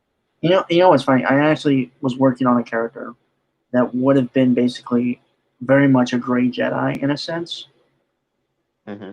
and he was going across the galaxy, like the known galaxy. He would have come from the unknown regions, Mm-hmm. and basically he would have gone through various different teachings of the Force throughout. Though he would not have come in contact with the Jedi Order or gone to Count Dooku because this was supposed to take place during the Clone Wars. Mm-hmm. And I thought of the idea that he would go to uh, learn from the Night Sisters. The only problem there is the Night Sisters are a matriarchy, and they sort of forbid Night Brothers from learning. Although apparently Mother Talzin was going to make an exception for Darth Maul, so I guess it just depends on how good this guy is at convincing them. Mother Talzin is probably my favorite expanded universe character. But technically, she is canon because she was in Clone Wars, and that's Well, simple. yeah, but like as far as outside of the movies, like the expanded roster, I guess. Is what I Yeah, meant. yeah. Okay. All right. So let's finish this article off. Hmm. All And right. then we'll probably have to call it because it's like 11:30 now. Yeah. Okay. Recent history shows that audiences still embrace the excessively slash conventionally heroic likes of Steve Rogers and Ethan Hunt as much as Tony Stark and James Bond. Again, James Bond is kind of really just depends on the times, I suppose. But And yeah, it depends on who is put in charge of James Bond. If anything, James Bond is the exemplar of the British gentleman, like in the more like sleek badass sense. mhm. There's a reason why he's considered a British icon, right up there with like Sherlock Holmes, the Doctor from Doctor Who, and the fucking Queen. All right. King Arthur. Yeah, King Arthur's another like classic emblem of Britishness. Does that also lump in Merlin with King Arthur, or is he like a separate thing? Well, I would say yes, but there is some ambiguity there Okay. because I'm sure there's plenty a English magic user who, like me, was inspired by Merlin a lot, but I'm not sure like in mainline British society it's quite as like most people for whatever reason seem to prefer Arthur over Merlin, but then again there's a lot of um adaptations of Arthurian legend where Merlin plays a larger role than Arthur does. So Mhm. I'm sure that somebody somewhere kind of agrees with me that Arthur is kind of just Merlin's chess piece. Yeah. I would say possibly Ethan Hunt might be the American equivalent of James Bond. in a sense. Yeah, again, I would say, especially in the modern era, more John Wick. John Wick and his adventures mirror much more closely what James Bond is to the Brits, I think. Hmm. Well, again, like I mean, like in terms of like the spy and gadgets and stuff. Because I could totally see Sean Connery or Timothy Dalton's or Pierce Brosnan's Bond going on a rampage because somebody hurt his dog. Yeah, Though I don't know, I sort of see Bond having a dog, but I even more see him having a cat. it's Then because again, cats. Blofeld has a cat. Blofeld has a cat, so I guess he must. I guess Bond must have a dog to sort of counterbalance Blofeld, Hmm. because Okay, Blofeld's kind of famous for having a cat. He is the stereotypical sits in a chair stroking a cat Bond villain. well, I think that's where the architect came from. Yeah, Ernest Blofeld. Okay, so that may explain at least some of the disconnect between critics and audiences, especially those craving nostalgic escapism. I don't think it's nostalgic escapism. It's more of did you did you pay honor to the character that's been established for Yeah, 40 fucking years? yeah. The thing is, Scott, and this may be foreign to you because you're a journalist, which means you are in the intelligentsia set. You are essentially paid to give your opinions on shit, and that makes you kind of an elitist prick by your very nature. Also, you're an elitist prick in general, but that's neither here nor there. People like to like things unironically and sincerely. People like having ideals to strive for. And that's the thing. Even cynical, nihilistic people can be an ideal to strive for. One of my all-time favorite speeches from any character ever is in one episode of House, where House is sort of explaining why, despite hating dealing with people and patients, he became a doctor. Um, that's always been extremely motivating to me. Um, People like having an ideal to strive for, whether it's a moral idea like Captain America um or Superman, who is the proverbial big blue Boy Scout who is uncompromising in their morals, or it's the rational ideal, like the guy that takes no shit from anybody and also sees through all the shit, like a Rick Sanchez or a Dr. House. These are different ideals, but everybody likes to have an ideal to strive for. Everybody likes to believe that they are in some way the protagonist of the universe, because we really, really deeply hate, fundamentally as human beings, the idea that we are supporting characters in somebody else's story. When in actuality, the vast majority of us are supporting characters in everybody's story, because unfortunately, that's just the way the cookie crumbles. But we all like to believe that there's something about us, something noteworthy about us, whether it's our rationality or our morals or some combination of the two or some other third thing. And there's about as many things to strive for as a human as there have been human beings. That's kind of why human beings are the way they are. But everybody needs that one thing to believe in, whether it's intelligence or morals or strength or ambition, or pick a superlative, and somebody somewhere has been motivated to be the best they possibly can be at that thing.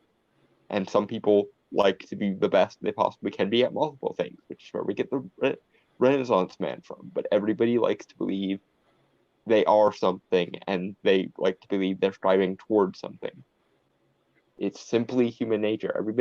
Everybody wishes, everybody hopes that some way, somehow, they'll be the protagonist.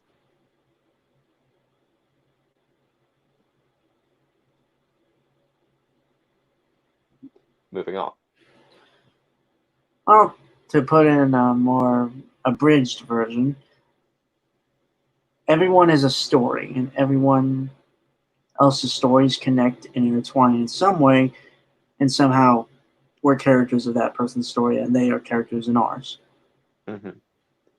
And we all want to see ourselves as the protagonist. And one of the most depressing thoughts anyone can think is that they're not the protagonist of their own story. If you think that, you're kind of stupid for it because it's not how it really works, but whatever. Well, but the other half of that is the person who believes they're the protagonist of every story, which is what we refer to as clinical narcissism. The person who believes they can do no wrong and have no faults to fix.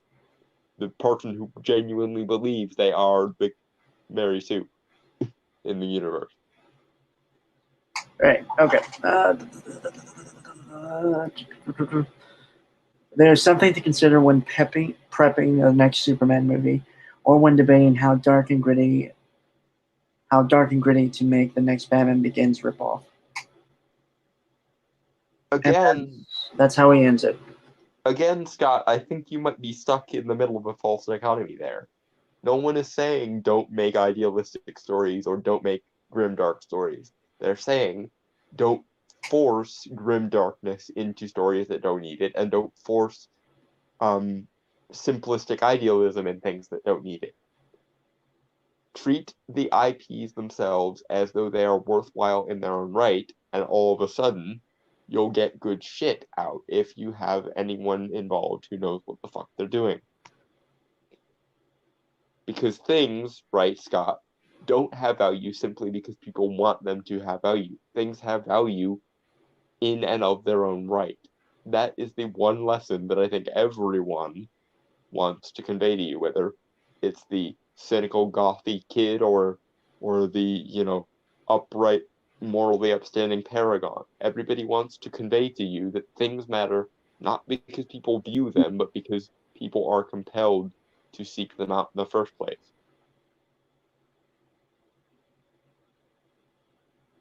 And the constant belief that value is secondary to everything pisses everyone the fuck off and makes me have to do the thing I do. Because I am the end of you if all things go well. Scott Mendelson, I am the end of people like you and your ilk. Because I am the one who stands for value above all other things. Little bit of shameless self-promotion on my part, but needed to be done. You do realize it's technically also your channel too, right? Hmm? You do realize this channel is technically also your channel too, right? Yes. Okay. Shamelessly plug away. Mm-hmm. I do it all the time. I know. Yeah. All right. So yeah, folks, we are going to have to cut this short because there's no way we're going to get through the next two articles we were planning to cover in the next half an hour or so. Yeah. And by then we'll both be freaking tired. Yeah, we and also again, like we have a certain time limit for these things because we only get 20 hours a fucking month. Yeah, because StreamYard apparently thought they were being too generous originally. Well, that and also because we are like a 10% of people that actually use StreamYards on a constant basis. Mm-hmm. Yeah. Not really designed for weekly podcasting apparently, but so be it. Yeah. Maybe we should try Zoom. I hear good things about Zoom. I might look into that. But yeah, so quick comic recommendations. Before I jumped on, I was reading The Sandman, still Volume 3, Dream Country. Just read the whole series itself. So far, Sandman is one of the greatest comics ever written, and if you are a comic fan, especially of the mystical or literary variety, you owe it to yourself. You will enjoy yourself. Trust me, I know it is my favorite comic ever written. Yeah. Actually, that's pretty much it for me. I mean, don't you got anything else? Let's see. What can I recommend? Oh, apparently there's a new trade paperback containing all the stories of Mephisto. All the stories Mephisto has appeared in, or all the major ones Mephisto has appeared in. And that just sounds awesome. a friend of mine on Twitter named Sanctum Blog, who is like the world's foremost Doctor Strange expert and collector, who you should all be following on Twitter if you're not already, because he's awesome. You might Recommended want it to me. So yeah, there's that. Also there are James Bond comics and Star Wars comics and obviously Superman comics. So I like to recommend all the subject matters that pertain to shit we've talked about already. And because I mentioned the Dresden Files earlier, I will once again mention novels of the Dresden Files. They're written like old school detective pulp stories. So if that's the part of comics that wets your whistle, then there's that. And there are also comics written by the same guy who writes the novels. So there's that. Well, there was a comic I had read earlier this week because I went to the shop, like the comic shop, Mm-hmm. which is actually open now, so that's good. Mm-hmm. Though, granted, everything was on the, like, all the comics and shit were, like, put on the other side of the shop. Like, everything was moved the last time I was there. Mm-hmm. So, that was weird. It's weird going in. But, yeah, I got this comic. It's a Valiant comic, and I think we've talked about Valiant, like, once or twice here. Yeah. It's like the first issue, and I want to like read a little bit more of it, but I thought I would mention it here. It's called The Visitor. It's kind of weird, in the sense that, again, it's,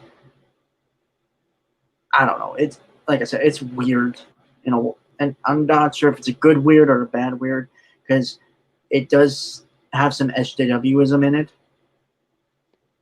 Unfortunately, that's unavoidable to a certain extent in this day and age. The question is to what extent that ruins things. Like, there's some SJWism in The Magician, but honestly, most of the time it makes fun of the SJWism. Right. So, That, Magician is still awesome. that's the weird thing. Like, I'm not even sure if I can't tell to which extent it's good or bad because it's just it does this. Yeah, it's just it's not good or bad. It just is sort of thing. Yeah. So hopefully, sometime in the future, I'll be able to read some more of it. I'm thinking the character, the titular, the visitor,